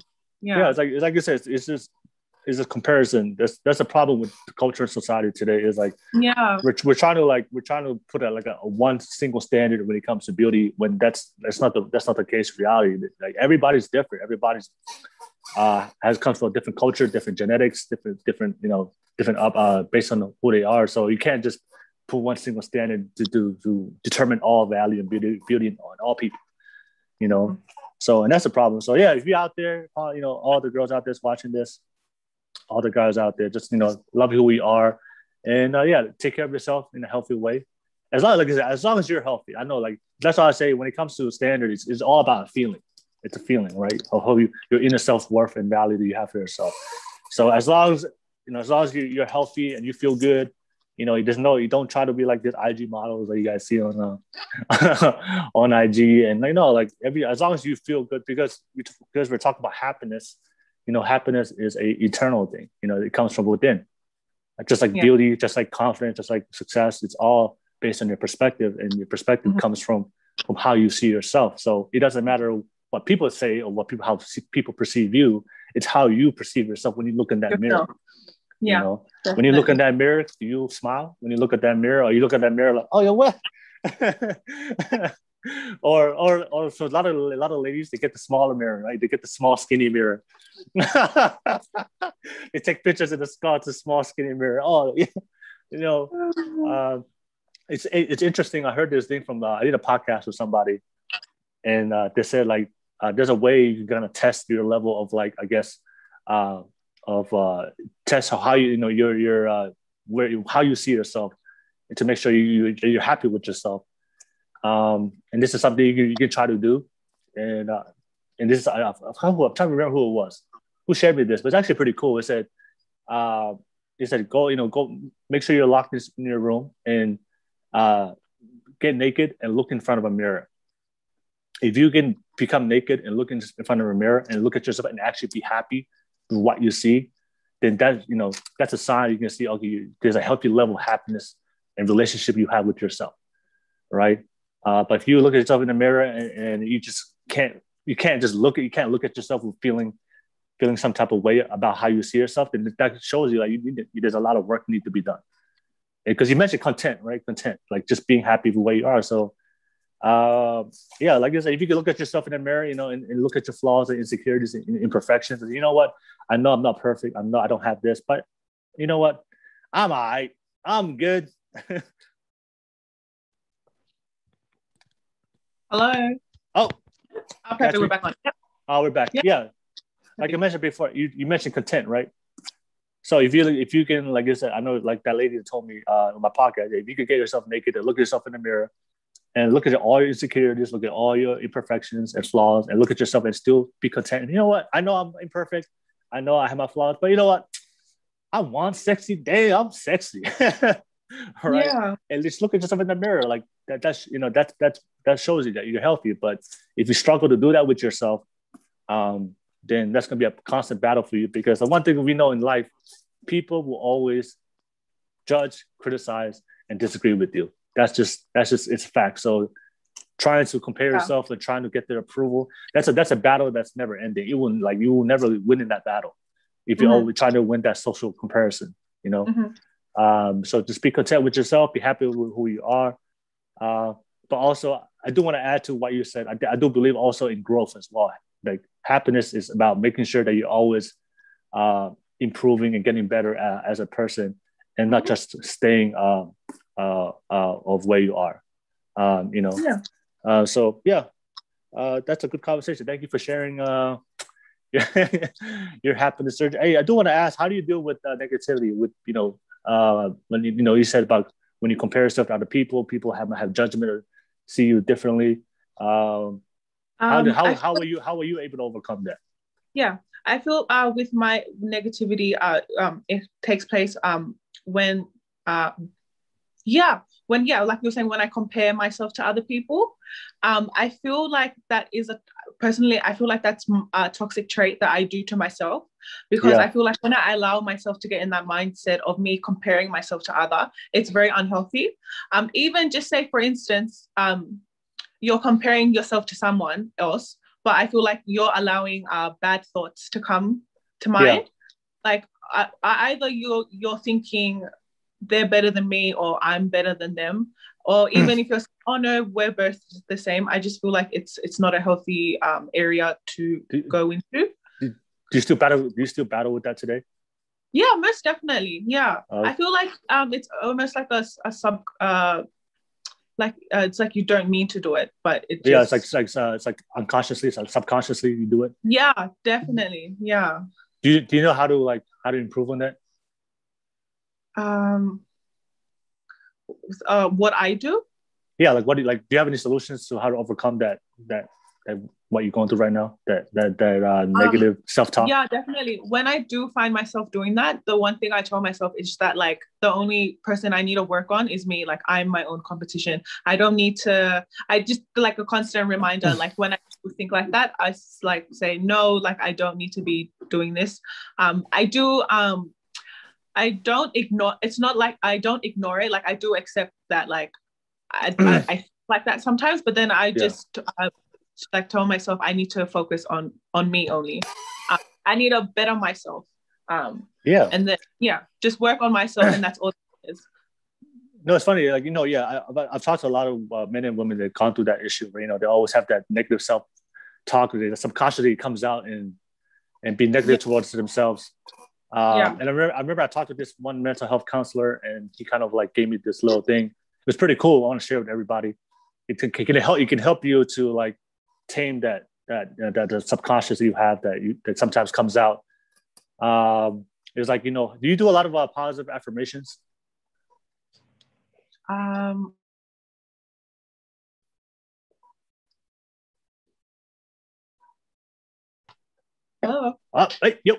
We're back.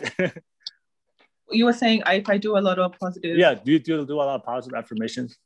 No, I don't believe I do. I believe if I do them, I believe I do it in like when I read the Bible, like when I'm having like a devotion, like a personal devotion, that would be my form. But I don't do it like Yeah, I want to ask you a question. How many times in a day do you tell yourself that you're beautiful?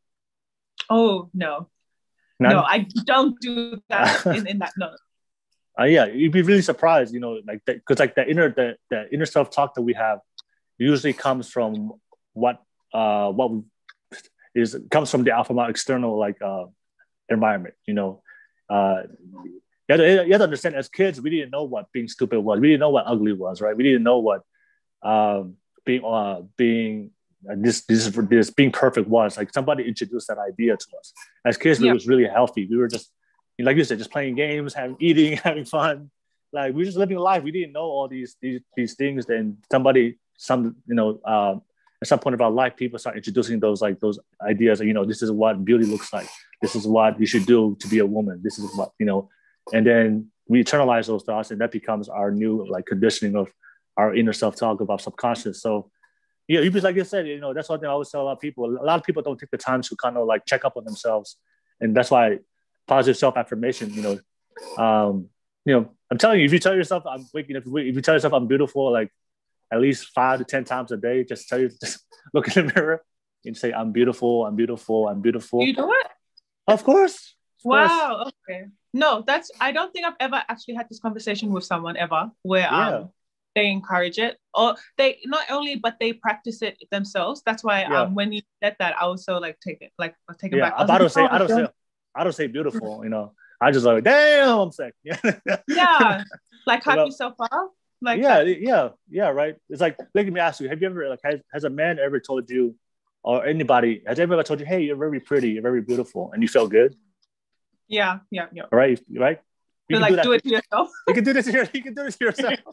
All right. You don't have to wait for someone. Exactly. Just compliment yourself. Compliment yourself, right? And people don't realize how powerful that is, especially for people that they're watching this and they struggle with that inner negative self-talk.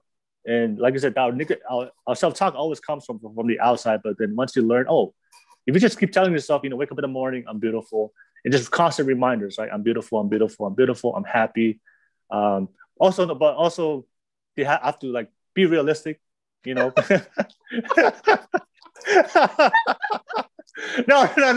Wait. Let me elaborate. Let me explain that. I'm not calling anybody here ugly. Hey, stop laughing. I'm dead. It's okay. You got evicted out of your house. Just tell yourself, I'm. No, when I say I didn't say if you're ugly. No, that's all. I mean, when I say be realistic, I mean if you're not doing things that's healthy to yourself. And telling yourself, you constantly hurt yourself, or say what's one thing? Say you put things on, say you do things that hurts your body or makes your body worse,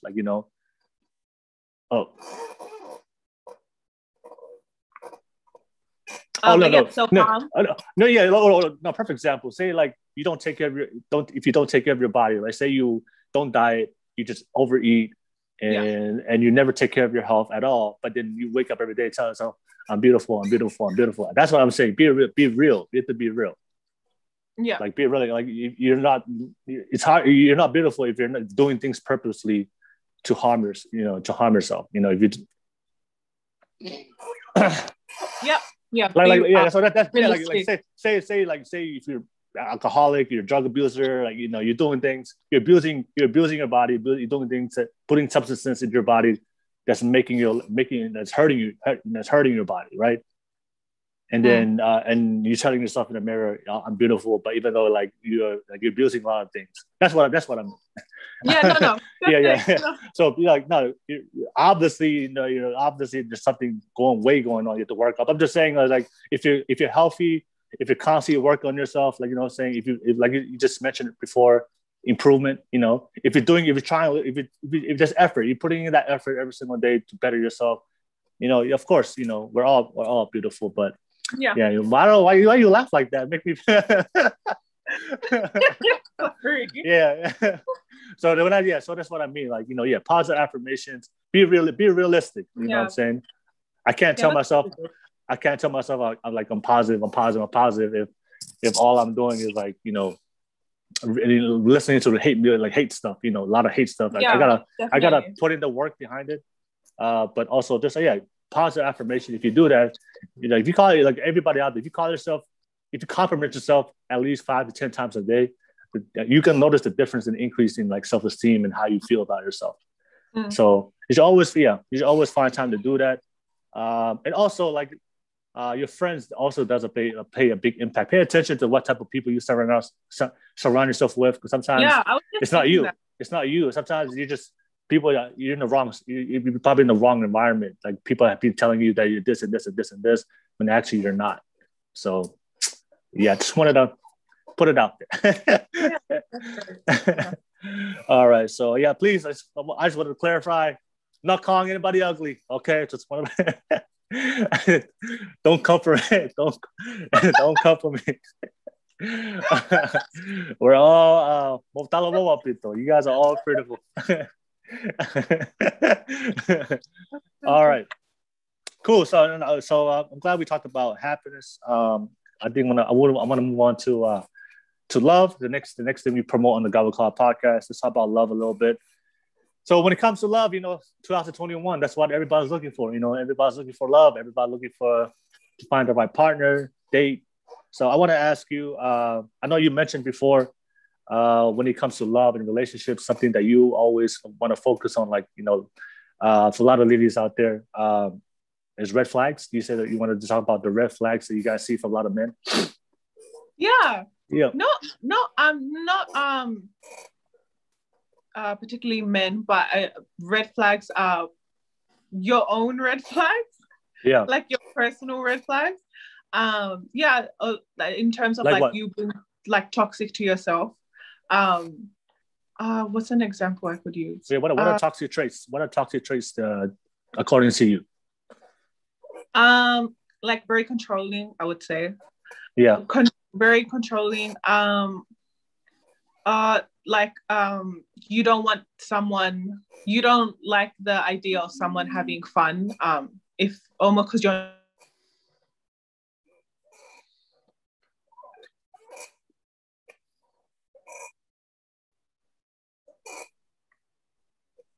Yeah. Yeah. Even I've noticed with other people, you don't like your partner to have fun if you're not with them. Got you. Okay. Yeah. Yeah. Yeah. Yeah. Or even wanting to make your partner jealous. Like if you're trying to entertain another guy just for the purpose to get them jealous or something like that. Okay. Yeah. Yeah. I can't think of anything else coming to mind right now. It's all good. It's all good. Have you been in a relationship before and you saw these toxic traits from men? Yeah. Toxic traits from men. Toxic. Yeah, I am. I'm just trying to think. I think I can't think of it. I'm like so blank right now.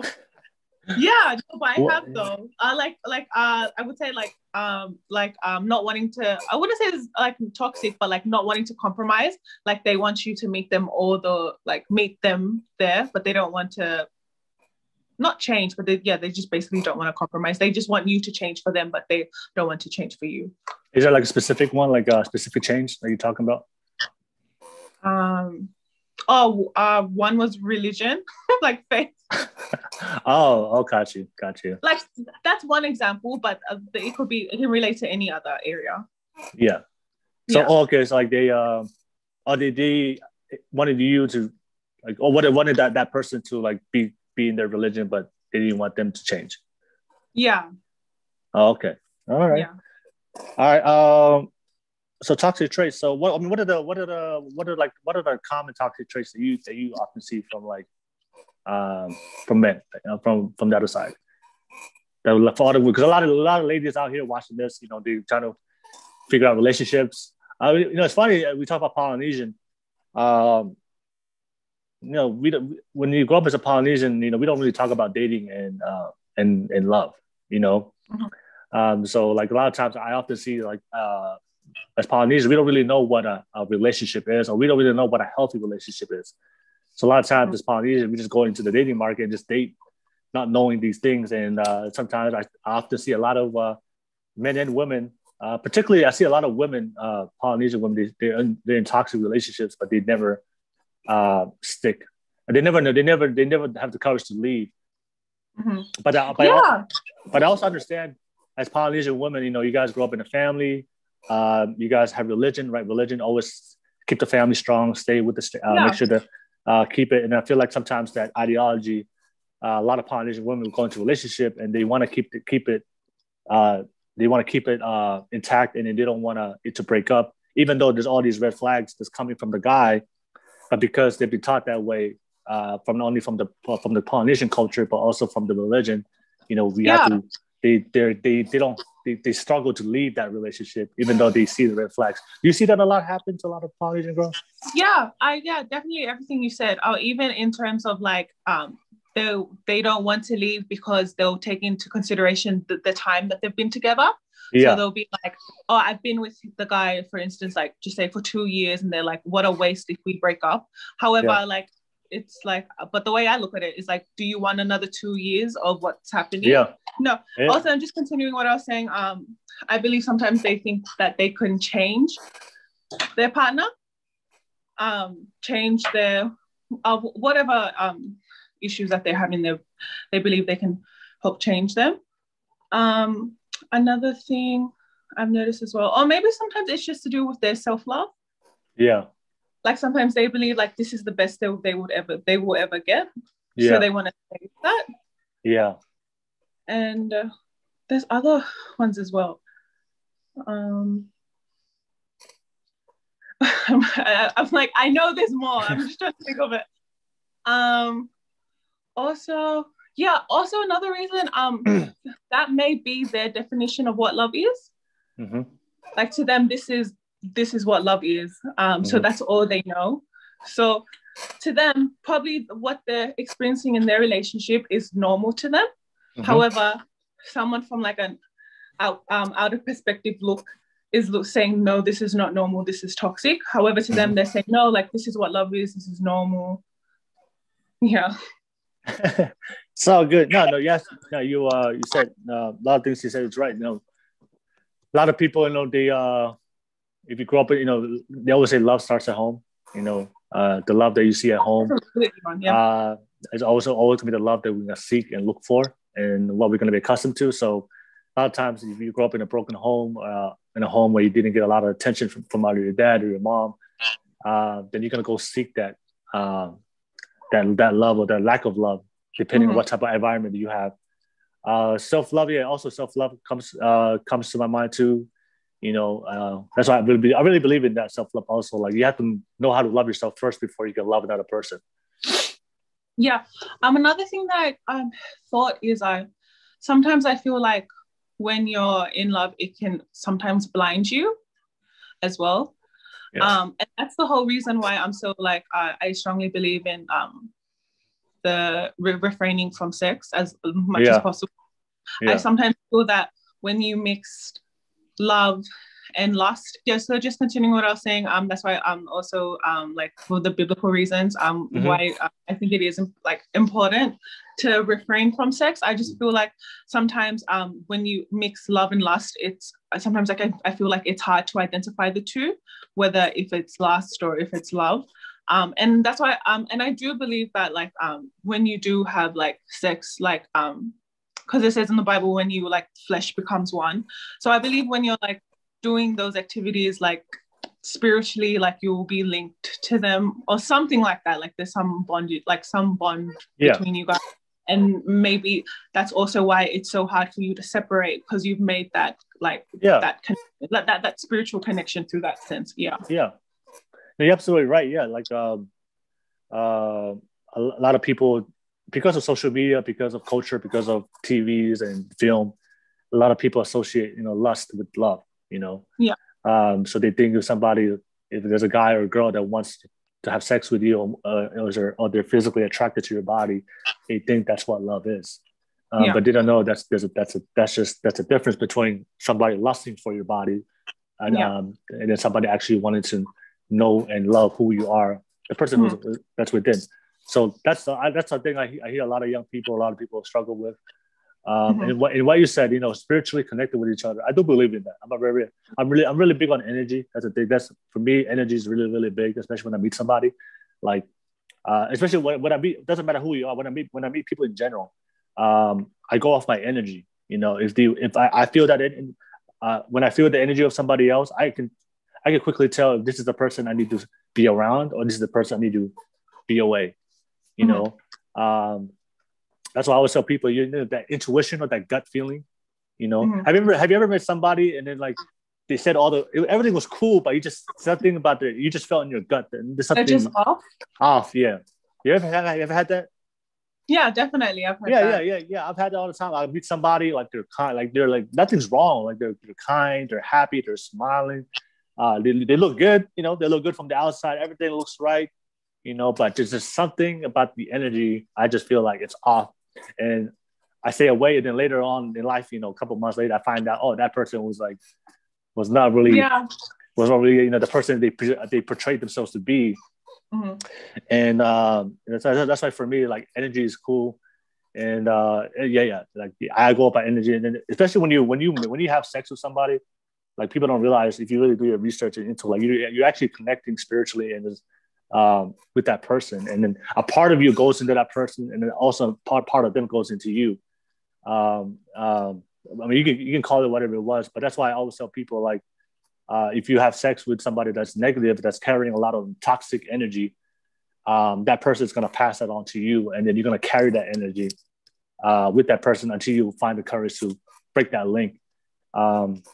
Because I don't know, I've seen some of the happiest people constantly with like the wrong person, and then they wonder why, like they can't figure out why like they're unhappy.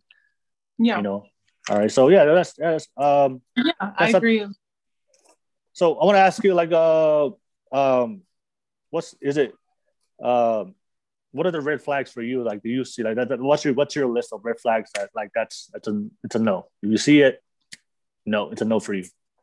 I big on respecting their family, but also your own family. Okay. Their attitude, and respect, I would say. How they treat their family, the way they uphold their sisters, their mom, their dad, can indicate how they would treat your family, or even how like their attitude towards your family, if they have like a bad attitude, or they're just not very interested in wanting to meet your family. That would be a red flag. Okay. Yeah. Anything else? What else? Also, I would like compromising, like are you like willing to change? Not saying that you have to change, but if the ultimate goal is to better the relationship for you two, like are you like willing to make changes for that to happen? Also, big another last time like cheating, like stuff like that, or even like entertaining other girls. Because I had conversations with guys where they do say they're in a relationship, but they entertain other girls, but they have said it doesn't mean anything because they're not doing anything physical. However, but to me, that's a red flag. Okay. So like they can't like talk to other girls on social media or nothing. Like, stuff like that. What about liking pictures? What's your what? That's a tricky one. If it I honestly don't mind if like it's your friend, like a platonic friendship with the girl. However, if it's like you're liking like provocative photos of girls on Instagram, that would be like a red flag to me. What if they're just trying to show support, But then I don't know. The thing. Interesting to bring that up, because interesting thing about Instagram is that like I also hate it because on Instagram or social media you can see who likes it.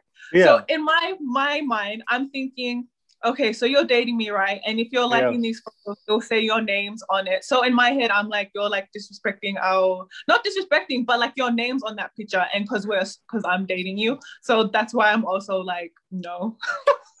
So I want to ask you, what if they like girls that's not attractive? That's what? What if they like it? So you said they liking pictures of girls that's pretty and it's provocative, right? this may be a funny question, but what if they like girls to you they're ugly? But still provocative, like they're still body no. They're just it could be body revealing or like there's no or not body revealing, but they're just liking their picture. But to you, that's not a girl that's not pretty, but they're liking ugly girls' pics. Would that matter to you or no? It would matter to like you. I'm like no, because I've asked that to a lot of girls, right? Like, yeah, I don't want. I said, yeah, if he likes those, but it's always girls that they feel like they're competing with them, right? Yeah, I honestly don't mind. Like honestly, if it's your friend, like your friend, like a platonic friend that I'm like, I know you guys are friends. I don't care like about the looks. However, if it's like a total stranger, like something like that, where you guys like never talk, yeah, I'll be like, No. Yeah. I just wanted to ask because I often see a lot of women say that, but then I always want to like go deeper. But like, so just say like your girlfriend and she's liking photos of like I say like a guy's taking like shirtless photos, like tensing his muscles. Like would you? Actually, number one, I think I'll ask her why does she do it. I think that I won't have my judgments on him. Because like if I feel like we just talked about before, like compromise, right? Like accepting the person for who it is. So if they are liking the other person's picture, like I will ask them why, right? Why are you doing this? Okay, psychology. No, yeah, because you never like. Yeah, you don't never know like the true intent. Because I feel like sometimes like people just lack communication, and we just have preemptive judges on why people do certain things. Because sometimes, like you said, sometimes guys we just do shit because like we're guys. Like liking girls on social media, it's not really like I don't like you. It's just like we grew as guys. We grew up with the social. Like I grew up in the social media world, you know. And every guy when you see a like a pretty girl on social media, sometimes you just like natural. You just type. It's like a. Okay, I've never heard that perspective before. So it's like it does. So like, are you saying like it doesn't even mean anything? I mean, like you're just like, oh, she's like you find her attractive, so it's just, but it doesn't mean like even this.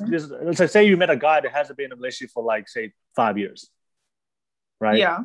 And he's like he hasn't been in a relationship, so like he's been single for a long period of time. Yeah.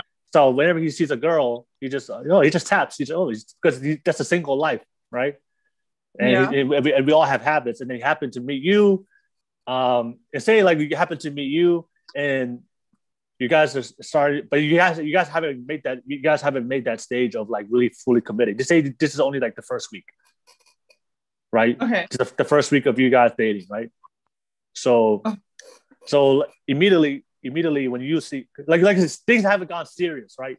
You guys are so you guys are not exclusive, but after exclusive. Yeah. But you guys are talking to each other, you know, trying to get to know each other, right? But then I see a lot of girls will be like, oh, why is he liking all these girls' pics, right? And of course, I'm not saying there aren't guys out there just being bad and you know and they're unfaithful and they do that. No, I'm just saying is sometimes men and women we have habits, and I think it's better to ask them like, why are you liking these girls' pics? And he was like, oh, honestly, you know. I just, you know, it's a habit of mine. I just saw a girl's pic, but if that's something you don't want me to do, then I won't do it. Like like I think oftentimes we never have discussions and we never ask people why they do certain things. No, I agree. And we just like to like, So So like, you know, if I see something I don't like, if I'm dating somebody, if a girl, and I don't like something she does, I will ask her directly, like, you know what? Why? That's a really good topic you bring up. Not saying all females, but I feel like a lot of females just normally just jump to conclusion. Like see how I just jumped to that? Yeah. But you see how you brought that up, how you were saying, no, I'll ask her. But now that you said you ask her, in my mind, I'm like, oh, I never would have thought. Because in my head, I'm like, already jumped to conclusion. I'll give a perfect example. Say if I'm a guy, I'm a physical trainer. I'm in the fitness industry, right? So all my friends or the people I look up to are in the fitness industry. So of course, all of them are fit, all right? So and naturally, when I see a when I see a woman Yeah. when I see a woman that's working out or fit, Yeah. because I'm because we're in the same industry, or because that's something I like, I'll just like it, right? Yeah. Right. Yeah. But Yeah. for a girl, if you see me liking all these fit girls pictures, you think, oh, this guy, and you look at yourself, you're like, oh, how come he's liking all these pictures? But they never realize, oh, he's in the same industry, or that's what he likes to do. Yeah. So that could be, I'm just saying, that could be a reason why a guy may be liking pictures, because a lot of those women have the same qualities as far as what the things that he's interested in doing, especially when it comes to physical fitness, entrepreneurship, or modeling. Like, say you're dating a model, right? And he has a model friend, so naturally most of his friends are gonna be models, so he's gonna like pictures models. So I'm just saying it's just better for me. My experience is it's just better to ask. Hey, why you? Why? No, I find it's fun, hilarious, because like I was saying, like I know like a lot of girls are like me, like will jump to conclusion, but you were like, I'll just ask. But I'm laughing to myself because I'm saying, oh, I would have never thought that. Like, see how like our mind is already trying to like not like just like go like just already hit him up and be like, oh, so no. No, yeah, like I said, I will ask that girl, right? And then if she gave me an answer, like she gave me an answer I didn't like it, then I'm like, all right, cool. Now I know why you do it. Hey, that's you. I don't agree with that, and we gotta go our separate ways. Yeah, right? Definitely. But if I ask her, she's like, yeah. But if I ask her and then she says, this is why I do it, and I ask her, you know what, if you don't mind not doing it, and she's like, oh, that's fine. She's like, it's cool, I respect that. Then I'm like, all right, cool, all right, thank you. Thank you. Really appreciate that. And I'll do the same for her. She asked me something why I do it, and I'm like, oh. And then I know because that's something she values for the relationship. Okay, my bad. I didn't know, because this is always I've been this way. But now you brought it to my attention. Thank you for letting me know. No, I like this perspective on this. So you know how I was just telling you, I like I would like jump to a conclusion. What's another area or like another situation where you find females jump to whatever conclusion, whatever it is? Well, men do that too. Men do that too. Oh, really? Yeah. Okay. Yeah, we do that all the time. We're the same way. There's a lot of things like if we see you in a club, we see you out partying, right? Guys are like, oh yeah, like immediately, oh my god, shout out there with all these guys. See all the guys in the picture. All these guys just with Yeah, we do the same thing. We do the same thing. I always have those conversations with my friends. I find it hilarious. I'm like, I say to them, like, what I find hilarious? I was like, sometimes I feel like guys are just as worse as girls. I was like, and sometimes I'm like, I swear they're even more worse. But like, but because they're guys, you don't expect about. I'm like, no, I'm telling you, guys are worse. No, I'm telling you, guys are the same way. We're the same way. We're all the same, but just like, but that's what I'm saying is that's one thing I just realized today in relationships today is because of social media. It's the lack of everything is just based on what you see. There's no more communication no more. Yeah, everything is just pictures. So people have lost it. Like I feel like if you really care about somebody, if you want to make it work, before you have a judgment, just ask it, because you just have to, everybody needs to understand that everybody comes from a different upbringing and be taught different things and behave different way, right? So just ask them, and I'm telling you, you'd be surprised. A lot of them were like, "Oh, my bad, I didn't know." You'd be surprised from both sides. They didn't know. They were just used to it. I was saying it's a habit. It's a habit, yeah. But like I said, but what you said, if they really care about you, they will stop it. Yeah. They will. Yeah. I'm like, for me, I'll be like, I really like liking women's pictures, but I like her better. I'm gonna just stop. So that's why. Yeah, that's a good. This is a good topic, because a lot of women out there, you guys should be jumping to conclusions. Like, what did I do? And of course, like, you guys. Well, you get like a text message. It's like it's over. You're like, what? What? Or you get in the car and she doesn't speak to you. I'm like, what's this silent treatment? And it's like, anything wrong? Like, nothing's wrong. I'm like, oh, shoot. You guys would like want us to figure it out. Like you guys would want us to know what we did wrong, even though we didn't know. We don't know what we didn't know. You don't know. Yeah, exactly. You know, I'm like, I just live my normal day. I don't know what Doing the same thing I've been doing all my life. So it's funny how I mean, men and women, we both see things differently, but everybody watching, that's a good thing. Like, just ask. You'd be surprised. Like, you ask, if you talk to your partner, ask your partner, that like things that work out a lot better. Okay, let me ask you. Do you feel like it's a struggle to date nowadays in 2021? You think it's a struggle? Is a struggle? No, I don't think it is a struggle, but I do believe social media, like the topic we were talking about, makes it a struggle. Because I know, even myself, how I just brought that up, like in other pictures, like I would have an issue with that. But I also know other couples who have problems and arguments over social media, stuff like, oh, how come you still follow your ex? Like, remember how you said it's just based on all what you see? Yeah. So I feel like no, I feel like social media makes it difficult just because you're judging by what you see. But other than social media, I don't think it's difficult dating in this age. Okay, so it's okay. How do you for you, like, how do you are you talking to somebody right now, or you're single? No, single. Okay, how do you what do you prefer to date? Do you date people? How do you meet people for you? Usually when I date, meet people, it's always through like mutual friends. It's always like that. Yeah. Always through mutual friends. Like, always like that. I've never met anyone online or like something like that. Okay. Yeah. So for you, it's like, if you wanted to date somebody, it'd be really, really quick. Pardon? No, I'm saying, like, if you wanted to date someone, like if you wanted to date a guy, like is it do you transition to a relationship really, really fast, or there's like, because some people, like, they could just, if they wanted to date, they just find somebody and they go date. But for a lot of us, for some people, it's like, it's really, really hard for them to pick somebody. Like, oh, you can say picky, very picky. So what are you? Are you open to date anybody that's come up? Hey, or are you really selective of who you want to date? I honestly would say I am selective, just because, like, in terms of dating, my goal is marriage. So I wouldn't want to date if I know I don't see my future with them. Although I have nothing against like having like a fling or like a short-term relationship. However, like, that's not my goal. Like, my goal is marriage. So unless I like see myself with you, like also, like, family is really important. If your family will accept me, like those type of aspects, that really contribute to, like, heavily into like my mindset when I'm thinking about dating. So yeah, I would only want to date the marriage. So I would say I am selective. Yeah, I would say I am selective.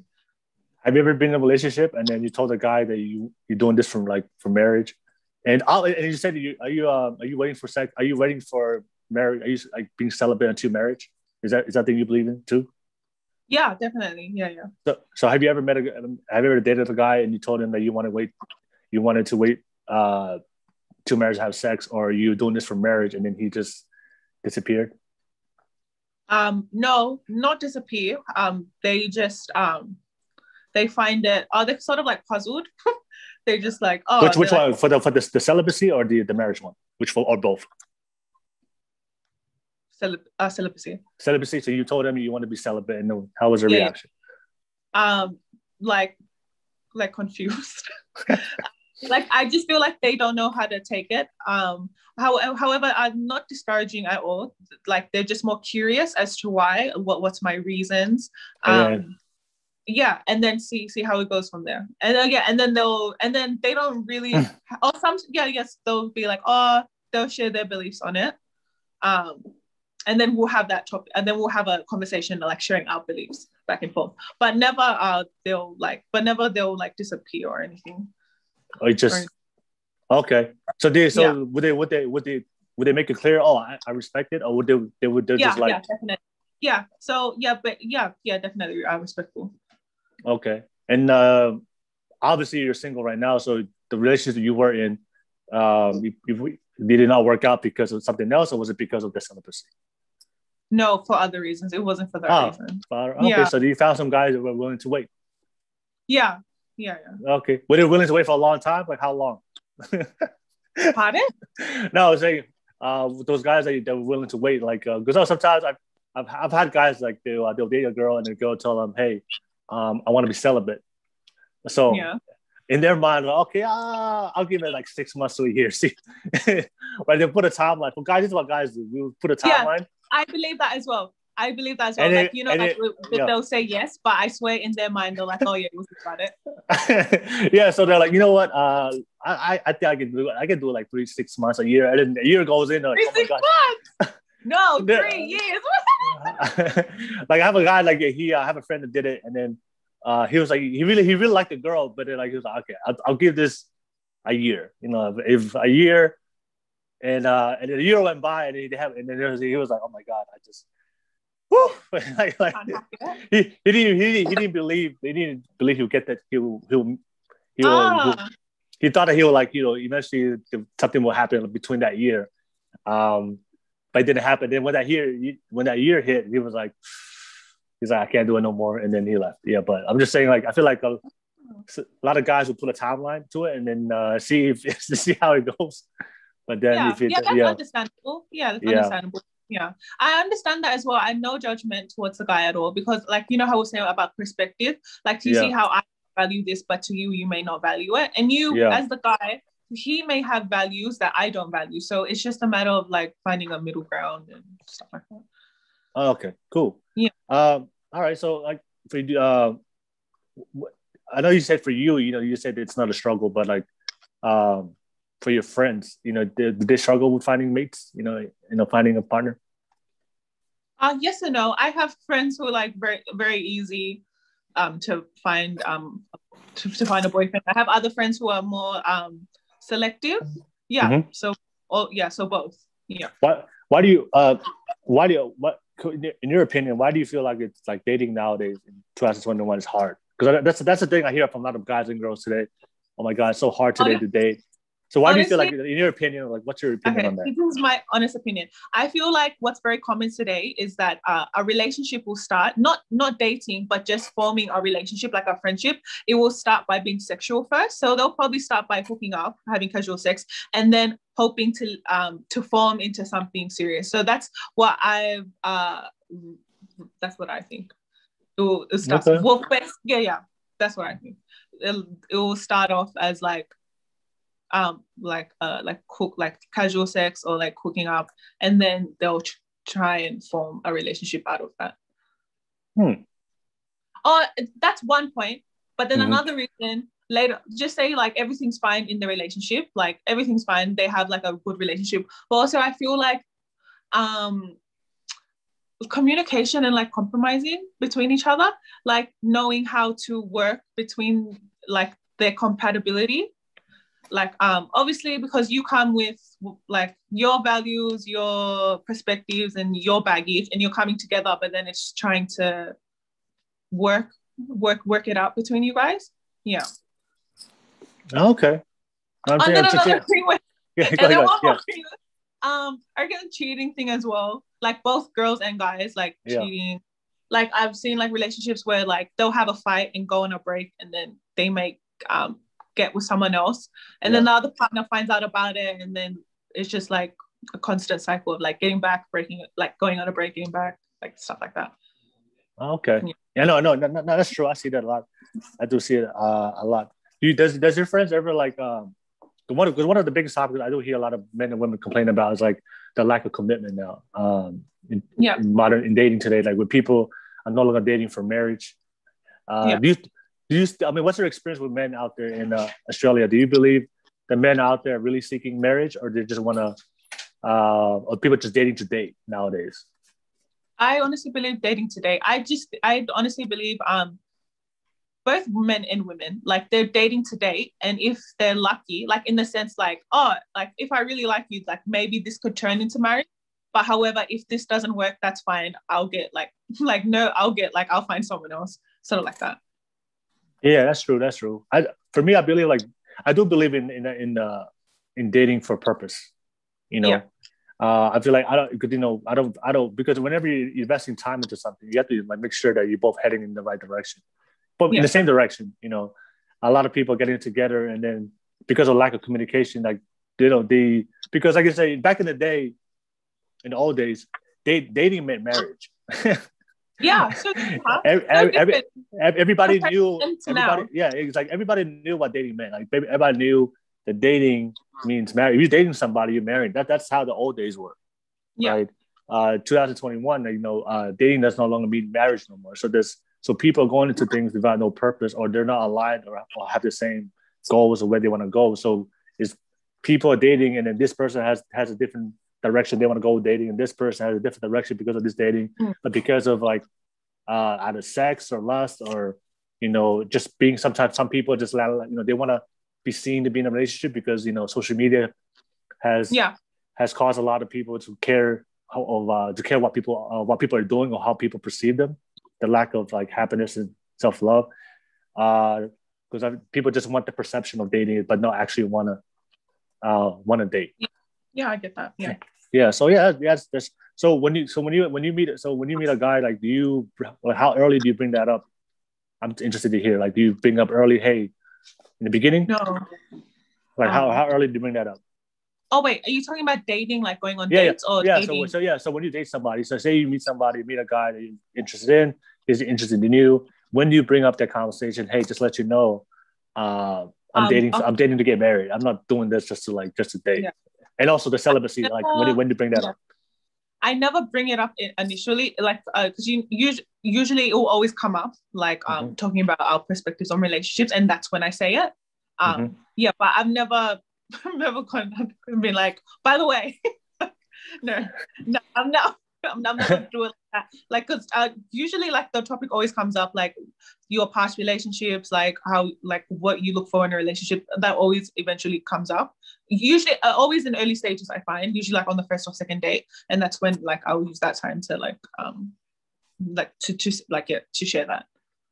Have you ever dated somebody you almost got married? Almost got married to that person?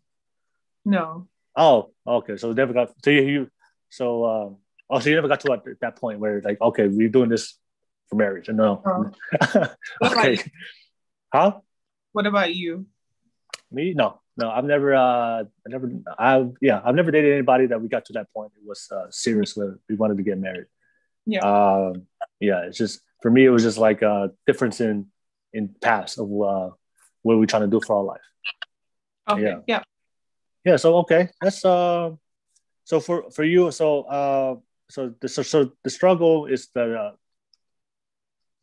lot of right now, the biggest the topic I hear from a lot of people when it comes to dating is the commitment issue. Yeah. And do you feel like this? Do you feel like I have my own opinion about this, but do you feel like our men and women? Because we talk about how back in the day it's different. People saw dating as marriage. And nowadays, people don't see that as no more.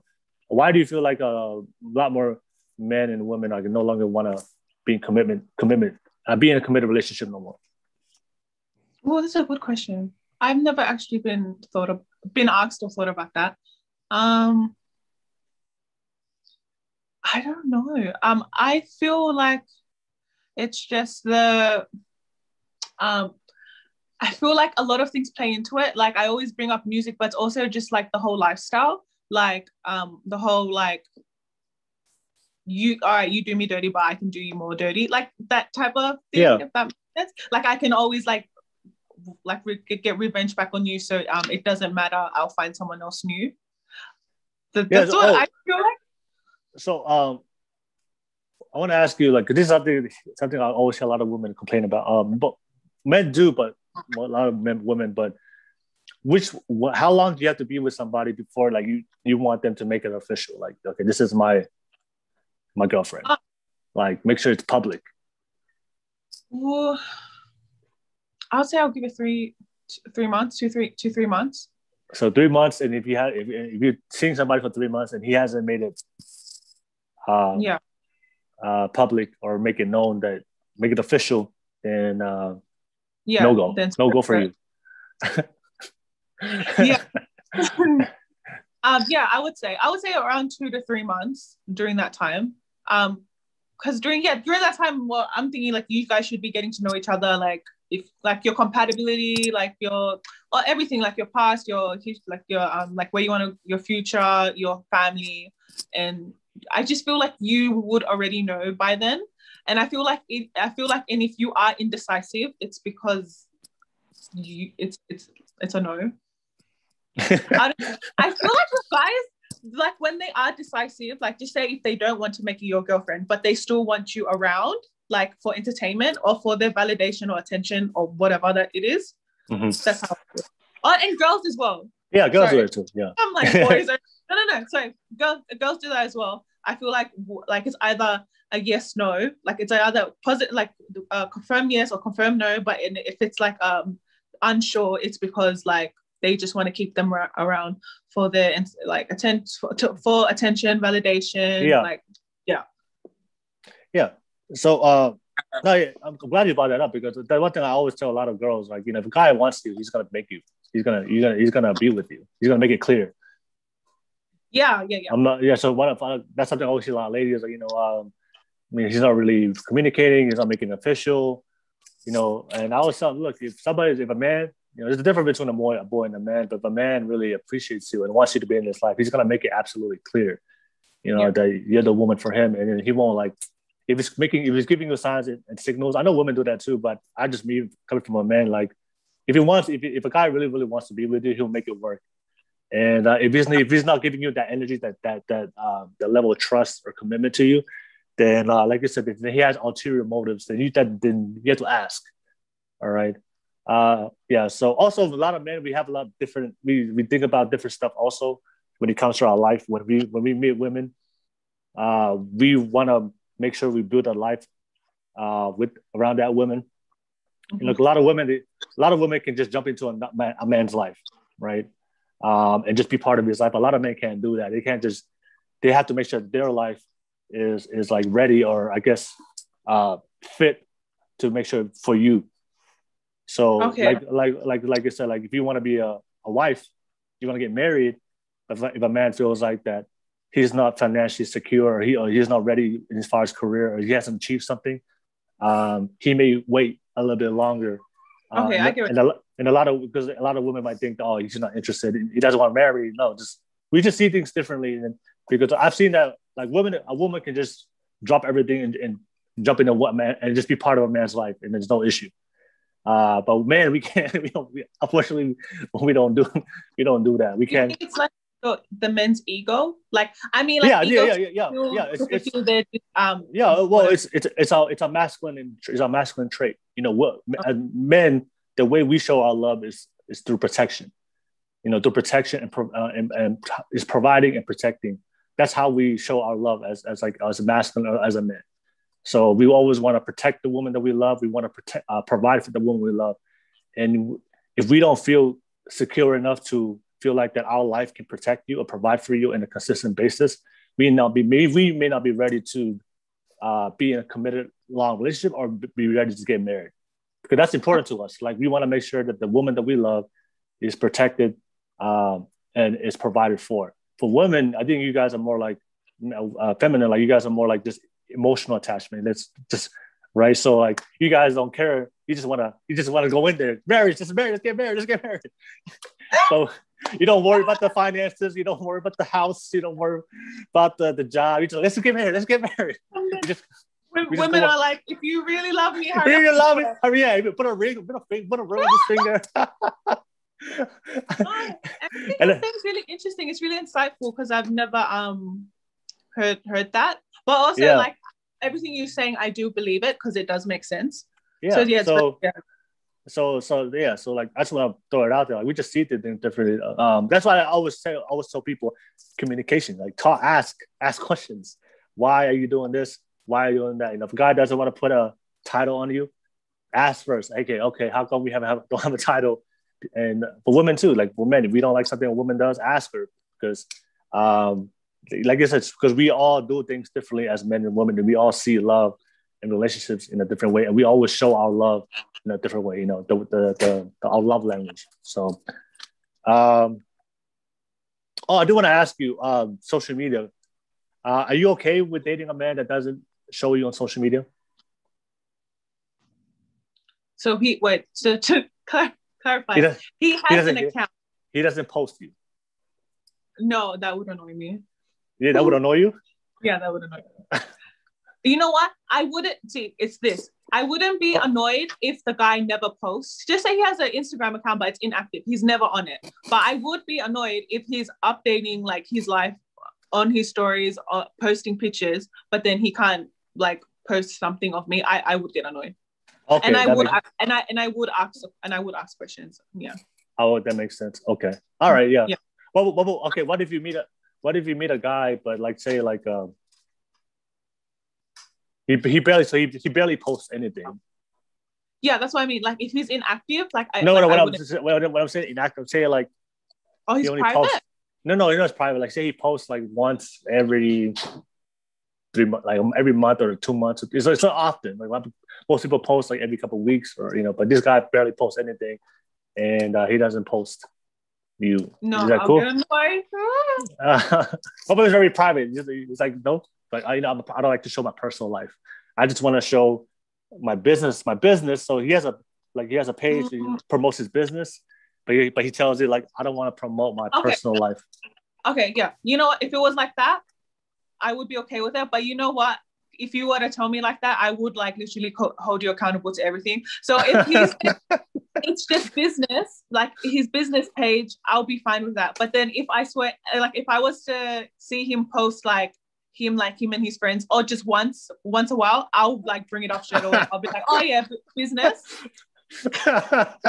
Girls are like that as well. Like I feel like the females do that as well. Like just say like if you say something, but we just we'll want to believe you, so we'll accept it. But deep in our mind, we're waiting because we don't believe you, but we just accept it for the sake of it. But then we wait for you to slip up so we can just like go in. What are your thoughts on what about passwords? Do you have to have his password or no? No, not really. No. It's good. Okay, no. All right. Just ask. These are things I know a lot of women. I'm not thinking about like even going through your phone.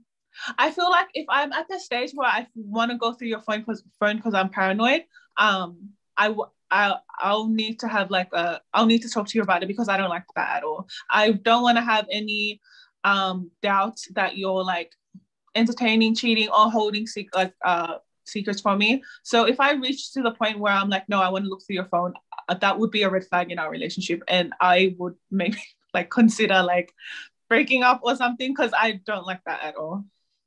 Would you be okay if the man asked you, like, can I have your password? 100%. I have nothing to hide. Oh, okay. Well, okay. So I want to make sure that's the same, reciprocated. yeah, 100%. So anything, yeah. So yeah, definitely. Oh, okay. All right. So, what about guys that have no social media? If he tells you I don't have no social media, would you believe him? Yeah, I would. No, I'll be like, oh, yeah. But then it's also like, okay, then. But then if I see your account or something, I'll bring it up instantly. You want to be curious, or like you want to like have any kind of doubt, like, why does this person have no? Oh, 100% I would. I'll be like, I was like, not anything, Snapchat. Yeah, nothing. No, I wouldn't be. You would like, let me see your phone. Let me see your phone. Yeah, I would not be scared because that does not make sense to me. Like, fair enough, you have Facebook, but then surely you have other like Snapchat, Instagram, TikTok, Twitter. Like, there's always something. Like, you could have to have one. No, so the reason why. Yeah, keep going. No, the reason why I brought it up because like I do know a lot of women that think that way, because I do know some guys, some friends that have no social media at all. They don't do no social media, and they've gone on dates with a woman, and they tell them I don't have social media, and they're just like nah. They're like, I believe, I want to believe it, but then in my head I'm like, no. I do want to ask you, when it comes to what about best friends? What's your thoughts on best friends, having a best friend? Like what are you talking about? Like your partner having a best friend? Or yeah. Say like like say a guy says, he has a best friend, but his best friend's a girl, and they always talk a lot, and that's his best friend from childhood, and and they No, always I'll talking be to each honest. other, spending time with each No, other, everything. No, everything's good for you. no, I'll be understanding. But it will just be like it will be like stuff like if you don't want me to hang out with you guys, like stuff like that. Yeah. Like as long as if it's an open relationship, like not stuff like you're lying to me of like about seeing her. Like I know you guys are best friends, but you're like, I'm gonna go hang, but you're hanging out with her, or stuff like I can't. You won't feel comfortable with me hanging out with you two. Like you want it just you two. Like I'll have a problem with that. But if he has a best friend of the opposite sex, and I feel like it's platonic, no, I'll call him, no problem. Yeah. No. Well, yeah, that's what I want to ask. Because like, I know a lot of girls, like I have a guy best friend. And this is one thing I know for a fact, like there's no such thing as a guy best friend. Unless he's gay. What? Unless he's gay. There's no such thing as a guy best friend. Really? I've heard that before, but I don't know if I believe it though. No, I'm telling you, as guys, like if you have a guy that must be a best friend, and he's staying with, I'm telling you, he's just waiting for you for an opportunity to be with you. Yeah. What about not best friends? What happens if you guys are really good friends? Like you guys are close, like good close friends. No, when I say best friends, when I say best friends, like you hang out, you talk all the time. No, especially when it comes to females, I don't really know the females' perspective, but I'm saying is for guys, like if there's a guy that's, because I understand how we are, we're not just gonna spend time with a woman just because we want to spend time with a woman, even if it's a friend. You know who I've heard say that? Steve Harvey. Yeah, I know that's facts. Like I'm not. I have a lot of girls that I grew up with. We're friends, but I don't want to spend time with them all the time. I only want to spend time with the woman I love. Like I want to be with. And if there's a guy that claims to be your best friend, you know, he's just waiting for you to slip up with your relationship or to have have a low moment, and he's gonna slide right in and jump right in. So for instance, now that you have that, so just say you're dating a girl and she's so convinced that it's just a platonic friendship with best friends, you'll be like, nah, cut it out. Yeah, I'd be like, no, it's like nope. I was like, nope. I'll ask her like, hey, I'm not cool with that. Can you spend less time with her? And then, like I said, she said, you know, everybody has to make their life choice. If she says no, I want to be with my best friend, then cool. You know, that just shows me where I stand, and then I'll just go find somebody else that values it. You know, but like I said, I know for a fact, like there's no guy out there. I've never met that person, by the way. I have never ever met a guy in my whole life that just wanted to be a best friend just to be a best friend. Okay. Never ever. Yeah. Okay. I've never seen it. Never. I've had guys, I have friends that done it. They're like, yeah, I'm just being the friend, I'm just waiting for my time, just waiting for my chop. And just spend, you know. But like I said, I just go off of what I see and what I know. But if you can introduce me to that guy, hey, let me know. But I've never met that type of guy that they just want to be with you, just be with you. You're never thinking about opportunity to either have sex with you or be in a relationship with you. You know. Okay. Yeah. So Steve Harvey, yeah, he was right. I'm there. All right, but yeah, besides that, I guess the last thing I want to ask you, just regarding success. That was some good topics, by the way. I hope everybody enjoyed that conversation about dating and love, and hope you guys enjoyed that. I guess the last thing for you, I want to ask you regarding success. What's your thoughts on success, and what does success mean to you? Like, how do you see success for your life? I feel like success relates to happiness. To me, they're the same thing. If you're happy, if you are genuinely happy and content with your life, you are truly successful. I don't measure success with money or even like career wise. As long as as long as I'm truly happy with where I am in life and content, I'm successful. Yeah, that's cool. Yeah, that's something I always see. A lot of people, they always think, you know, because of culture, society, social media, they think success is like Is this, is money or is material things? Just about like we talk about happiness.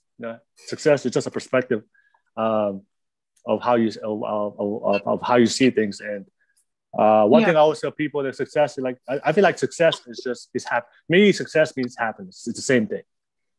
Yeah. Yeah. And it's fine. Honestly, it's fine. No, I don't judge anyone's definition of success. It's fine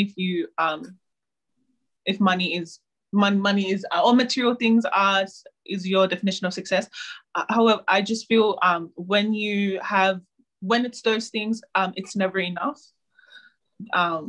Definitely. Yeah. Well, the thing is, like I said, I don't have any issues with people working towards success to be, to make money. We want to make money, be a millionaire, be a billionaire. Hey, I don't care. But the thing is, the problem I have with this is we're pushing this narrative on social media for people that to start on that journey because of money. Yeah. If you ever listen to like a lot of the successful people in life, when they reach a very high level of success, if you talk to them about their life story, they never started their journey because I want to be successful because I want to make $1 million, $1 billion. They just wanted to do something great. They had an idea, they had a purpose, they wanted to offer. There was something they wanted to do for their life, and they pursued that. And then along the way, the money and the fame and the success came. So a lot of people want to be successful. I want to do this for the money, but they don't realize like success. It takes a lot of work, a lot of patience, a lot of years. So you have to really invest into yourself. So if you're just doing it for the money, when you fail for the first time, when your business goes out for the first time, or you something happens, that's not going to be the motivation factor for you to get up and get back up and try it again. It has to be something that you really like do something you're really passionate about, you're happy doing. And then it doesn't matter what happens to you, that you can keep moving forward. So that's the way I see it. And I know. Yeah, and I know for a lot of kids out there, especially Polynesian kids, we think success is like our parents' opinion, our validation of our parents, what they want for us, and we don't really realize to think for ourselves and find our own journey, our own path in life, and do what we want to do. All right, so yeah, like you said, the degree, like you wanted to take a defer, but to your family, to your parents, they saw that as like being unsuccessful. But for you felt like that's something you needed to do, and you still found a way to graduate and be where you are right now. I feel like that things would have turned out different if they tried to force you. You didn't take that defer moment. I really feel that's my personal opinion. I feel like if you didn't take that moment, you just forced yourself into it, and I don't think things would have. I think things would be a lot different. Do you think so? No, definitely. Yeah, would have been a different outcome. Yeah. So I just want to share that. But Leyla, I think we've come to the end of the podcast. I didn't talk this long. Huh? I didn't realize we were talking for this long. I know you were spitting the fire. You had a lot of fire today. No, thank you so much for taking the time, and I'm sorry for the internet connection and everything. No, it's good. No, actually, it was pretty good. It hasn't frozen yet, so it's pretty good. Yeah. So I just want to say thank you so much, Leyla, for your time. I hope everybody enjoyed it. I enjoyed it. I had fun. Leyla, what I ask every guest at the end of the show is to share your final thoughts, final words of wisdom to everybody, and we'll end off the podcast with that. So can you just share some final thoughts? Final thoughts would just to find your happiness, what makes you happy and content, and to not to compete with other people. Yeah.